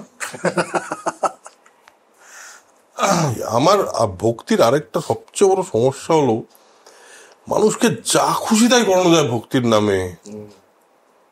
এখন যেই মুহূর্তে আমরা দাঁড়িয়ে আছি, যে এত কথা বলছি আমরা, এর পেছনে সবচেয়ে বড় কারণ হলো অন্ধ ভক্তি। তো ভক্তির ব্যাপারটা এত আমাদের ধর্মে এত উচ্ছ্বসিত ব্যাপার কেন? আমাদের ধর্মে, সব ধর্মে ভক্তির রস। ভক্তি তো হিন্দু ধর্মে ভক্তিরস ছাড়াও অন্য কিছু আছে বলে তোর ভক্তিরসটাকে আলাদা করে দেখতে পাচ্ছি। হ্যাঁ, মানে এত কেন হাইপ ব্যাপারটা? হাইপ মানে কি? ভক্তি কিরম ব্যাপার বলতো? ভক্তি ওই এক ছাতার তলা দাঁড়ানোর মতো। আগে কি হতো, আগের হিসাবটা কিরম ছিল, যে একটা বাচ্চা জন্মালো, সে জন্মানোর পরে সে তার বাড়িতে কিছুদিন বড় হলো, বড় হওয়ার পর তাকে এইটা ওইটা সেটা এটা ওইটা ওরকম ভাবে বাবা মা শেখালো, তারপর তাকে বললো তুমি একটা গুরুর কাছে চলে যাও। গুরুকে কমপ্লিট সারেন্ডার করতে হবে। গুরু মানে কি? গুরু মানে হলো সে, তার কাছে জ্ঞান আছে, তার কাছে আর কিছু নেই, কিন্তু মানে সে কিন্তু ভগবানের সঙ্গে কথা বলে না। আজকের দিনের মতো এই যে বাবাগুলো আছে, তারা মোটামুটি এরকম করে, আমার সত্য সাই বাবা এইসব ম্যাজিক দেখাতো, যেটা পিসি সরকারও গিয়ে নাকি ধরেছিল, এরকম একটা কথা প্রচলিত আছে। এরকম নয়, গুরু একটা এমন জায়গায় যাবে যে গুরুর কাছে তুমি গিয়ে পৌঁছাবে, গুরু তোমাকে তোমার জীবনটা কিভাবে বাঁচতে হবে সেটা শেখাবে। তার মানে কি শেখাবে? তার মানে শেখাবে হলো সমস্ত কিছু পৃথিবীর যা যা আছে, সায়েন্স, ম্যাথস, অ্যাস্ট্রোনমি, হ্যাঁ, মানে মহাকাশ বিজ্ঞান, এই সমস্ত তো শেখাবেই। তার সঙ্গে সবচেয়ে বেশি যেটা শেখাবে সেটা হলো দর্শন চর্চা। দর্শন মানে কি? তোমার ইন্টারনাল সিইং, তোমার নিজেকে দেখা, নিজের পৃথিবী দেখা, তুমি কিভাবে দেখছো, তুমি কি তোমার লেন্স দিয়ে পৃথিবী দেখতে পাচ্ছ নাকি তুমি অন্য কারো লেন্স দিয়ে দেখতে পাচ্ছ? এই যে গুরুর প্রতি যে ভক্তিটা তোমায় করতে হবে, এটা হলো প্রাথমিক একটা আইডিয়া ছিল যে গুরু তোমাকে শেখালো। পরবর্তীতে যত সময় গেল, যত বেশি পপুলেশন বাড়া শুরু হলো, তখন এই গুরুকুলটা আস্তে আস্তে চলে যায়, মানে গুরুকুল তো থাকে না কিছু, তখন মেজরলি যেটা তৈরি হয় সেটা হলো, দেখা যায় যে একটা উপায় আছে যেটা দিয়ে মানুষকে সঠিক পথে রাখা যাবে, উইচ ইজ নট ধর্ম, উইচ ইজ রিলিজিয়ান। রিলিজিয়ানের কিছু রিচুয়াল দিয়ে দিলে মানুষটা সঠিক পথে থাকবে। ভয়ে যদি দেখানো যায় যে তুমি নরকে চলে যাবে, অথচ এই ভয়টা কোনোদিনই দেখানোই ছিল না। না, এই নরক আর স্বর্গের ভয় কোনোদিন দেখানোই ছিল না। কি ভয় দেখানো ছিল যে তুমি যদি এইটা করো তাহলে তোমার ভেতরে একটা অদ্ভুত অসুবিধা হবে, তুমি এটা করে তুমি নিজে ভালো থাকতে পারো না, তুমি ধর্মের পথে চলো, মানে রাইচাসনেস, যেটা আমরা মহাভারত বারবার বলি যে ধর্ম কি, ধর্ম অধর্ম কি, সেটা তো কোনোদিন রিলিজিয়ান ছিল না। তারপর তো স্মৃতি লেখা শুরু হলো, তো মানে পরে বেদান্তর পরের ইয়েতে এসে বেদান্ত চর্চাটা যদি প্রপারলি হতো, থাকতো, তাহলে আজকে আমরা একটা অদ্ভুত রেশনাল এবং সায়েন্টিফিক টেম্পারমেন্ট ওয়ালা একটা পৃথিবী পেতাম, মানে অন্ততপক্ষে ভারতবর্ষ পেতাম, যেখানে কিন্তু কেউ কাউকে কোয়েশ্চেন করতে কারো অসুবিধা হতো না, কারণ আইডিয়াটাই হলো তুমি কোয়েশ্চেন করো। হ্যাঁ, আর কনসিয়াসনেসের জায়গাটাও তো ওই ইয়েতে না, মানে খুব বেসিক ব্যাপার যে we are nothing but radio. Programme আমার ভেতরে চলছে না, আমরা টেপ রেকর্ডার নই, আমরা রেডিও। আমি যদি ঠিক টিউন হয় তাহলে পরে আমার ভেতর থেকে মিউজিক বেরোবে। এটা হচ্ছে বেসিক আইডিয়া। মহৎ যদি বলি, মহৎ ইজ বেসিক, আমি যেভাবে বুঝি মহৎ is that all the waves that I can connect. এবার এবার গুরু কি করে দেবে তোমার? গুরু তোমার টিউনিং করতে হেল্প করবে, কারণ সবাই টিউন করতে পারে না। ধর তুই যদি ভাষা না শিখিস তুই তো ভালো সাহিত্যিক হতে পারবি না। যদি গান বাজনার সরগম না শিখিস তাহলে তুই ভালো মিউজিক কখনোই করতে পারবি না। তো music may be coming from that consciousness, but you have to be that, মানে ওই জায়গায় তো নিজের ব্রেনকে এবং ক্যাপাবিলিটিকে নিয়ে যেতে হবে যে you connect to that thing. কারণ তুই যখন গল্প লিখিস, আমাদের এটা নিয়ে বহুবার কথা হয়েছে, আমরা যখন লিখি কোনো কিছু তখন বা এই যে কথা বলছি আমরা খুব কনসিয়াসলি কি চলছে ব্রেনের ভিতরে যে আমি এর নেক্সট সেন্টেন্সটা এটা বলবো, চলছে না। বা আমি যখন লিখছি তখন অনেক সময় তো আমাদের এরকম হয় না যে লিখছে আর অটো মোডে যেন লেখাটা হয়ে যাচ্ছে, ক্রিয়েটিভ রাইটিং অটো মোডে হচ্ছে। আমি ভাবিনি এই যে নেক্সট সেন্টেন্সটা কী হবে আমি ভাবিনি, অটোমেটিক্যালি চলে এলো, কোত্থেকে এলো। So if we believe that it's the consciousness, universal consciousness that is giving, সেটা করতে গেছে। তুই যদি ভাষা না শিখতি, তো যদি সাহিত্যের চর্চা না থাকতো, তাহলে তো টিউনিংটাই হতো না। খারাপ রেডিও থেকে ভালো ভালো গান বাজে। তোর কি মনে হয়? আমি না এই গোটা ফিলোসফিক্যাল ব্যাপারটাই খুব কনফিউজড একটা জায়গা। মানে আমি জাস্ট দুদিন আগে এইরকম একটা ধারণা আমি আবার একটু বিশ্বাস করতে শুরু করলাম যে ওই শুনলাম সবই মিথ্যে আর কি, মায়াতে চলছিল ব্যাপারটা, যে চোখই মিথ্যে, যে আমরা কিছুই, যেটা রিয়েলিটি বলে কিছুই এক্সিস্ট করে না, সবই আমরা দেখছি যেটার একটা আমার মাথা যেটা দেখাতে চায় সেটা। মানে অন্ধকার থাকলেও দড়িটা সাপের মতন বলে মনে হয়, তো এখানে আলো পড়লে ওটাকে তোমার মনে হবে দড়ি। তো তুমি যা দেখছো সবই তোমার মাইন্ড ক্রিয়েটেড। তো যে মায়া থেকে মানে এরকম একটা শুনলাম, কি বাদ ওটা আমি জানি না। হ্যাঁ দ্যাটস রাইট। আবার তুমি যখন বলছো তো পুরো কনফিউজ স্টেটে আছে। তো আমার একটা জিনিস মনে হয়, আজ থেকে 15-20 বছর লাগবে হয়তো আমাদের এই মানে দর্শন বিজ্ঞান এই ব্যাপারগুলোর পুরো আইডিয়াটা না বদলে যাবে আমাদের। বিকজ একটা সাংঘাতিক জিনিস এখনো ফর্মেটিভ স্টেজ আছে, সেটা হচ্ছে কোয়ান্টাম ফিজিক্স। কোয়ান্টাম ওয়ার্ল্ড যেটা দিয়ে পুরো ইউনিভার্স তৈরি বলছে, কোয়ান্টাম ওয়ার্ল্ডের লজিক তো রিয়েলিটির লজিকই নয়। মানে আমরা যেটাকে আজকে রিয়েলিটি বলে জানছি সেটা তো লজিকই নয় কোয়ান্টামের। মানে একটু বোঝো, যেমন এই যে ধর কোয়ান্টাম যেটা দিয়ে পুরো ইউনিভার্স তৈরি, কোয়ান্টাম কি পার্টিকেলস না ওয়েভ? একটা জিনিস তো হতে পারে না যারা যে ওয়েভও হলো আবার পার্টিকেলও হলো, এটা হতে পারে না। শব্দ ইজ আ ওয়েভ, লাইটকে আমরা বলছি পার্টিকেলস, ফোটনস। এবার কোয়ান্টামের ক্ষেত্রে দেখা যাচ্ছে ওটা যদি অবজার্ভ করা হয় তাহলে ওটা পার্টিকেল, অবজার্ভ না করা হলে ওটা wave. How does the quantum know whether I am observing it or not? ঠিক। তারপরে এই সেদিন আরেকটা অদ্ভুত জিনিস বললাম, যে ইলেকট্রন যখন একটা অরবিট থেকে নেক্সট অরবিটে যায় তাই না, যখন হায়ার এনার্জির এতে, তখন মাঝখানে একটা পয়েন্ট থাকে যেখানে ওটা নেই, মানে সুইচ অফ অ্যান্ড দেন এটা শিফট করে না। আগে আমরা ভাবতাম যে একটা অরবিট থেকে শিফট করে নেক্সট এনার্জি অরবিটে যায়, সেটা হয় না। এই অরবিটে আছে, ইট সুইচেস অফ, আরেকটা অন্য ইলেকট্রন ওখানে দেখা দেয়। So it is as if it is going to some place and then from that place coming to the next orbit. এটা কোয়ান্টাম এন্ট্যাঙ্গেলমেন্ট, যেটা আমরা একদিন ভাবতাম যে লাইটের স্পিডে হচ্ছে ম্যাক্সিমাম, এখন দেখছি যে মানে ইউনিভার্সের এক কোণা থেকে আরেক কোণা হয়তো দুটো কোয়ান্টাম এন্ট্যাঙ্গেলড হয়ে আছে, এ যেভাবে বিহেভ করবে ও সেভাবে বিহেভ করবে।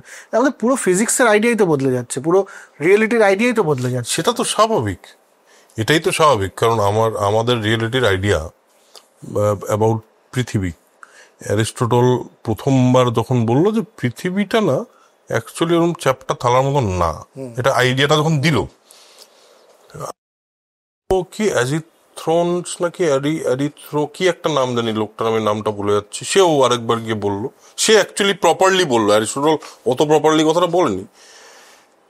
তার আগে অব্দি তো আমাদের আইডিয়া পুরোটাই, তারপরে পুরো পৃথিবীর আইডিয়াটা চেঞ্জ হয়ে গেল। তারপরে গ্যালিলিওর টেলিস্কোপ পৃথিবীর আইডিয়াকে আরেক জায়গায় নিয়ে গেল, কোপার্নিকাসের কথা আরেক জায়গায় নিয়ে গেল, নিউটনের কথা আরেক জায়গায় নিয়ে গেল। এবং যদি সেই অর্থে দেখিস দীর্ঘ আমরা কতটুকু আর সময় দেখছি, হ্যাঁ হ্যাঁ, তা একটা পয়েন্ট তো আসবে যেখানে আবার একটা শিফট হবে। মানে কোয়ান্টামের লজিকটা কিন্তু আমরা বুঝতে পারছি না এখন অবধি, কারণ কোয়ান্টামেও এই কথাটাই বলছে, আমি দেখছি বলে। তুই বললি কেন ট্রিগার করলাম কোয়ান্টামের কথা, আমি দেখছি বলেই দিস ইউনিভার্স এক্সিস্টস। যদি আমি না দেখতাম তাহলে ইউনিভার্স থাকতো। This is a philosophical statement, quantum ফিজিসিস্টরা বলছে এটা কথা।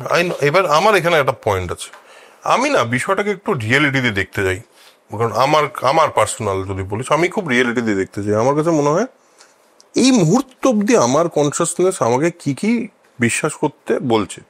এটা বিশ্বাস করতে বলছে যে ভূত বলেই তো হয় না, এটা বিশ্বাস করতে বলছে তুমি, আমি ওইটাই অ্যাগনস্টিক বলা বেটার হবে। আমি যদি কোনোদিন ভগবান এসে আমার সঙ্গে দেখা দেয়, ও আচ্ছা আপনি ভগবান, আচ্ছা আচ্ছা তাহলে আপনি আছেন, এটা আমি স্বীকার করতে, আপনি ভগবান, আপনি এক্সিস্টই করেন না, আমি ভুল দেখছি, এইটা বলবো না। এটা হলো এথিস্টের মেন্টালিটি। আমি ভূত কোনোদিন দেখিনি, যদি আমার জীবনে ভূতের কোনো অভিজ্ঞতা ফিল হয়ে থাকে সেটা সম্পূর্ণ হ্যালুসিনেটরি এবং সম্পূর্ণ মাইন্ড মেড। আমি এটা বুঝে গেছি, আমি নিজের অ্যানালিসিস করে দেখে নিচ্ছি, সুতরাং আমি তাতেও বিশ্বাস করি না। অথচ বাকি যে পৃথিবীর যা জিনিসপত্র, আমি এই যে লাইটটা জ্বলছে আমি দেখতে পাচ্ছি, তুইও দেখতে পাচ্ছিস, তুইও দেখতে পাচ্ছিস, যে বাকি যারা আছে সবাই দেখতে পাচ্ছে।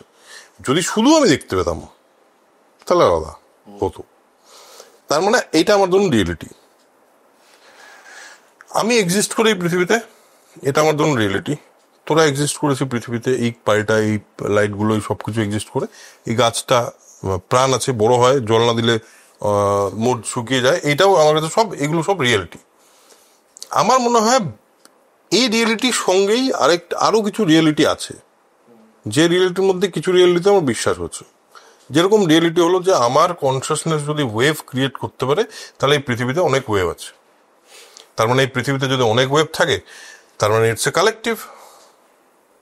তা আমি একটা কালেকটিভের পার্ট, এটা তো বিশ্বাস করতে কোনো অসুবিধা নেই। ওই তুই যেটা বললি রেডিও, আমার যদি মাথায় টিউনিং ঠিক থাকে তাহলে আমি কালেকটিভের সঙ্গে কানেক্ট করে নেবো। হঠাৎ করে রাত্রিবেলা আমার কিছু একটা মনে হবে, মনে হওয়ার পর আমি ভাববো আচ্ছা এটা আমি কোথা থেকে ভাবলাম, হতে পারে সেটা আমার আনকনসিয়াসের কোথাও লুকিয়ে আছে, হতেই পারে। কিন্তু আমি বিশ্বাস করতে চাইবো আমার কনসিয়াসনেস থেকে যে হ্যাঁ আমি সেটা আমার একটা কালেকটিভ কনসিয়াসনেস থেকে পেলাম।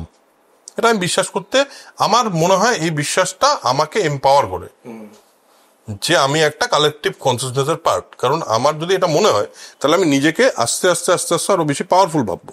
আলটিমেটলি উদ্দেশ্য কি পৃথিবীতে বেঁচে থাকার, নিজেকে কিছু একটা তুই আজকে এই পৃথিবীর জন্য কিছু একটা করা, নিজের নামটাকে কিছু একটা জায়গায় পৌঁছানো, এই তো আমাদের সবার উদ্দেশ্য।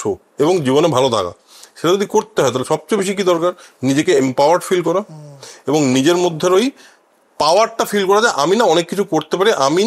আমি আস্তে আস্তে আস্তে আস্তে, অনেকেই আমার সঙ্গে এগোচ্ছে, আমি হয়তো 2 ধাপ এগিয়ে গেলাম, তাই তো।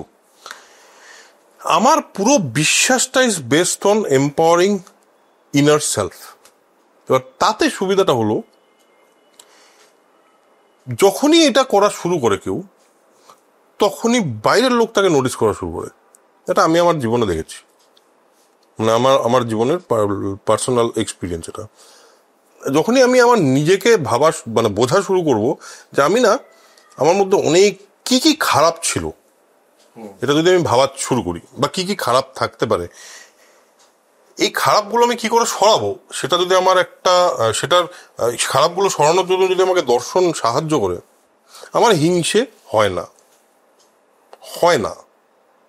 এবং আমি এটা খুব বুক টুকে বলতে পারবো, হিংসা হয় না, কারণ আমি বুঝেছি কি দিয়ে এটা এক্সপ্লেন করেছি হিংসা কেন হবে না। কারণ আমার লাইফে যেটা হওয়ার সেটা আমার লাইফে হবেই, তোর লাইফে যেটা হওয়ার সেটা তোর লাইফে হবেই। হ্যাঁ, তুই আজকে 1 কোটি টাকা পেয়ে গেলে আমার মনে হবে ইস পেয়ে গেল বেটা, এটাকে হিংসা বলে না।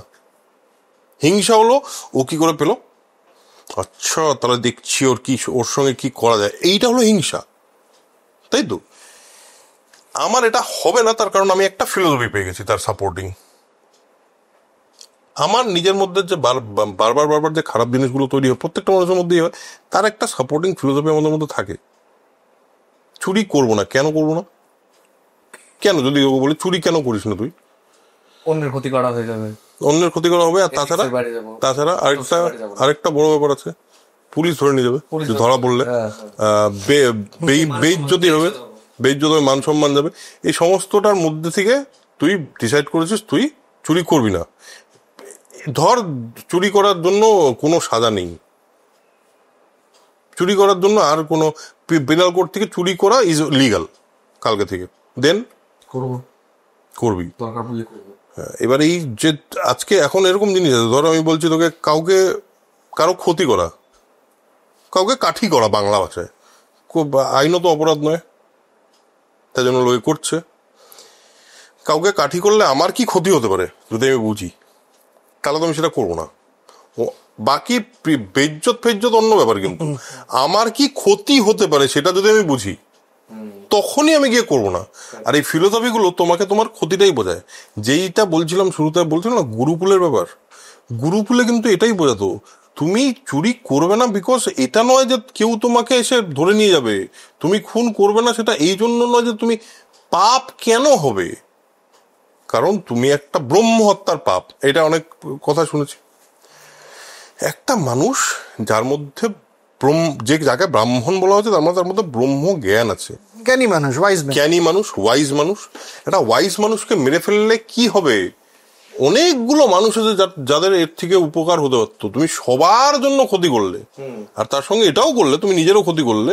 তার কারণ তুমি ব্রহ্মহত্যার পাপে দায়ী হলো, তোমাকে কেউ শাস্তি দিল না, কারণ তখনকার দিনে ধর শাস্তি ছিল না। এইভাবে এক্সপ্লেন করলে আমার মনে হয়, এইভাবে নিজেকে যদি নিজের সঙ্গে যদি এই কমিউনিকেশনটা করা যায়, তাহলে আমার মনে হয় অনেক বেশি সুবিধা হয়। ওই জন্য আমার মনে হয় পার্সোনাল ফিলোসফিটা আমার এরকম।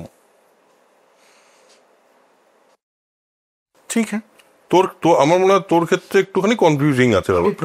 হ্যাঁ, এখন কোনটা ঠিক কোনটা ভুল, আর এই মায়ার কনসেপ্টটা এত ভালো লাগছে আমার যে কিচ্ছু এক্সিস্ট করে না মাঝখানে, তো আমি অলমোস্ট 4 ভাগের দিকেই চলে যাচ্ছিল। আরে ভাই এটা তো দারুণ, হ্যাঁ এটা দারুণ, 4 ভাগ মস্ত দারুণ, 4 ভাগ ইজ অ্যাট্রাকটিভ। হ্যাঁ, তো তারপরে আমার হচ্ছে না এরকম জীবনটা এরকমটাও হতে পারে না, এসো যখন কিছুটা করে যাও, কি খুব ঘাটাবো পরিস্থিতিটা। না আমি এটাই বলছি, আজ থেকে 15-20 বছর পর এই যে বিশ্বাস করি আমি ব্যাপারটা, যেহেতু আজকের দিনে গ্র্যাভিটিতে কি মানুষ বিশ্বাস করে না, exist know for sure gravity আছে, এবং এটাকে ফেললে পরে কতটা স্পিডে পড়বে আমি ক্যালকুলেট করে বলতে পারবো, তাই হবে বারবার। তো আমার মনে হয় যে কোয়ান্টাম ফিজিক্স আর একটু এগিয়ে যখন ব্যাপারটা হবে, তখন এই জায়গাটা চলে যাবে, যে বিশ্বাস করার জায়গাটাতে আর থাকবে না, কারণ that is the ultimate reality, অন্তত আগামী 15-20 বছরের জন্যে। তারপরে আরো হয়তো 100 বছর পরে গিয়ে দেখা গেল না না না না যেটা ভাবছিলে সেটা না, আরো গভীরে আছে। কিন্তু আপাতত আমার মানে এই মায়া কি আছে না নেই, যেমন এই কোয়ান্টাম ফিজিক্সের এই যে কনসেপ্ট যে তুমি দেখছো বলে ইউনিভার্স আছে, এখন তো শুনলে পরে একটা ফিলোসফি বিশ্বাসের জায়গায় আছে। তারপর ধর টাইম ইজ অ্যান ইলিউশন, যেগুলো আগে ফিলোসফিতে শুনতাম সেগুলো এখন ফিজিসিস্টরা বলা শুরু করেছে যে টাইম ইজ অ্যান ইলিউশন, ফিউচারটাও আছে, future is already there, you are just travelling towards it. তো এই সমস্ত ব্যাপারগুলো যখন এগুলো ফিজিসিস্টরা একটু পোক্ত হবে, তখন আমাদের idea of reality will also change. কিন্তু যাই হয়ে যাক, আমার মনে হয় র্যাশনালিস্ট মেন্টালিটিকে ইমিডিয়েটলি যত পারা উচিত প্রমোট করা উচিত। Scientific temperament and rationality. Scientific টেম্পারমেন্টের প্রশ্ন করো। হ্যাঁ, প্রশ্ন করো, শুধু তাই না, অন্ধভক্তি করো না। কারণ এটা আজকের দিনে যে কি কঠিন একটা ব্যাপার, এটা যতক্ষণ না আমি যে কারণে আমার নিজের মনে হয়েছে বারবার যে আমি যত জায়গায় আমি ধর কিছু পডকাস্টে গিয়ে একসময় বেশ কিছুদিন আগে একটা ভূতের কথা বলেছিলাম, বাট আমি যেভাবে বলেছিলাম লোকের কাছে ইয়েটা হয়নি। থ্রু দিস হোল গত 10-12 বছরে আমার ফিলোসফিটা কিন্তু আস্তে আস্তে আস্তে আস্তে এখানে এসে পৌঁছেছে যে আমার মনে হয়েছে যে র্যাশনালিটিকে, পুরো র্যাশনাল মানুষ, র্যাশনাল চিন্তা ভাবনাকে অনেক বেশি প্রমোট করা উচিত এখন এই পৃথিবীতে। আচ্ছা, পরের আড্ডায়, এটা আমারও একটু পার্সোনাল রিকোয়েস্ট, আপনারাও বলবেন আপনারও যদি মত থাকে। আমার খুবই ইচ্ছে তোমরা একটু এই যে পরপর যেভাবে ফিলোসফি করতে আজকে অবধি লাস্ট ফিলোসফার আছে, একটু যদি তোমরা ব্রেকডাউন করতে চাও, ব্রেকডাউন বলতে মানে এই ফিলোসফি তার মূল কথা ওখান থেকে বেরোলো, এটা দ্বৈতবাদ করতে ও ছোট সাথে সেইটা তো শেষ করা এখন পরপর ক্রোনোলজিক্যালি। তাহলে তো বেশ কিছু লোক, বেশিরভাগ লোকজনকে তো তাহলে খারাপ বলতে হবে এখনকার যারা আছে। ব্যক্তিগত মতামত, হ্যাঁ, টিপ্পণী না দেওয়া মতামত তো মন্দ একেবারে সহজ কথা, হ্যাঁ, কিন্তু একদম ডাইরেক্টলি ভুল ভাল করছে লোক। ক্লিয়ার হওয়া যে কোথা থেকে শুরু হলো বেদান্ত টেদান্ত, এই হতে ফিলোসফিটা কোথায় এসে দাঁড়িয়েছে আপাতত। আমার মনে হয় আমার একটা দেখি আর কি পথগুলো কি। হ্যাঁ, সেটা হতে পারে, সেটা ভালো লাগবে। কিন্তু পথ প্রদর্শকের ভূমিকা পুরো আটটা এটা থেকেই শুরু এটা করা যায়, কিন্তু এটা কিন্তু ভালো কথাই বললো যে একটা অনেকগুলো দিক ধরা যায় এর মধ্যে। চলো ঠিক, তাহলে তাই হোক। পরের আড্ডার এপিসোডে এটাই থাকবে। আজকে কতক্ষণ হলো এপিসোড? 2 কাছে তেমন কিছু না, আমরা তো 5 ঘন্টা ভেবেছিলাম। ঠিক আছে, ওকে, ওই কথা তাহলে আজকে এখানে শেষ করছি। পরের এপিসোডে আমি গাদা প্রশ্ন করে নিয়ে আসবো, তাহলে পরের এপিসোডটা এর মধ্যেই কয়েকদিন পরে শুট করব, তাহলে করে ফেলি আমরা। আপনারাও জানাবেন কেমন লাগলো এই এপিসোডটা, কমেন্ট করে জানাবেন। আপনাদেরও কিছু প্রশ্ন থাকলে সেটাও করতে পারেন। আমাদের আবার দেখা হচ্ছে পরের শরীর। ততদিনের জন্য খুব ভালো থাকবে। আর প্রতিবার অরুণব যেটা বলে সেটা অরুণবদাই বলবে আপনাদের সবার সাথে। যেটা বলি সেটা হলো স্প্রেড নলেজ, স্প্রেড পজিটিভিটি। নলেজটা পাওয়ার এটা তো ঠিক আছে, কিন্তু পজিটিভিটিটা আপনার জন্য কি সেটা আপনি ডিসাইড করবেন। সো আজকের জন্য টাটা।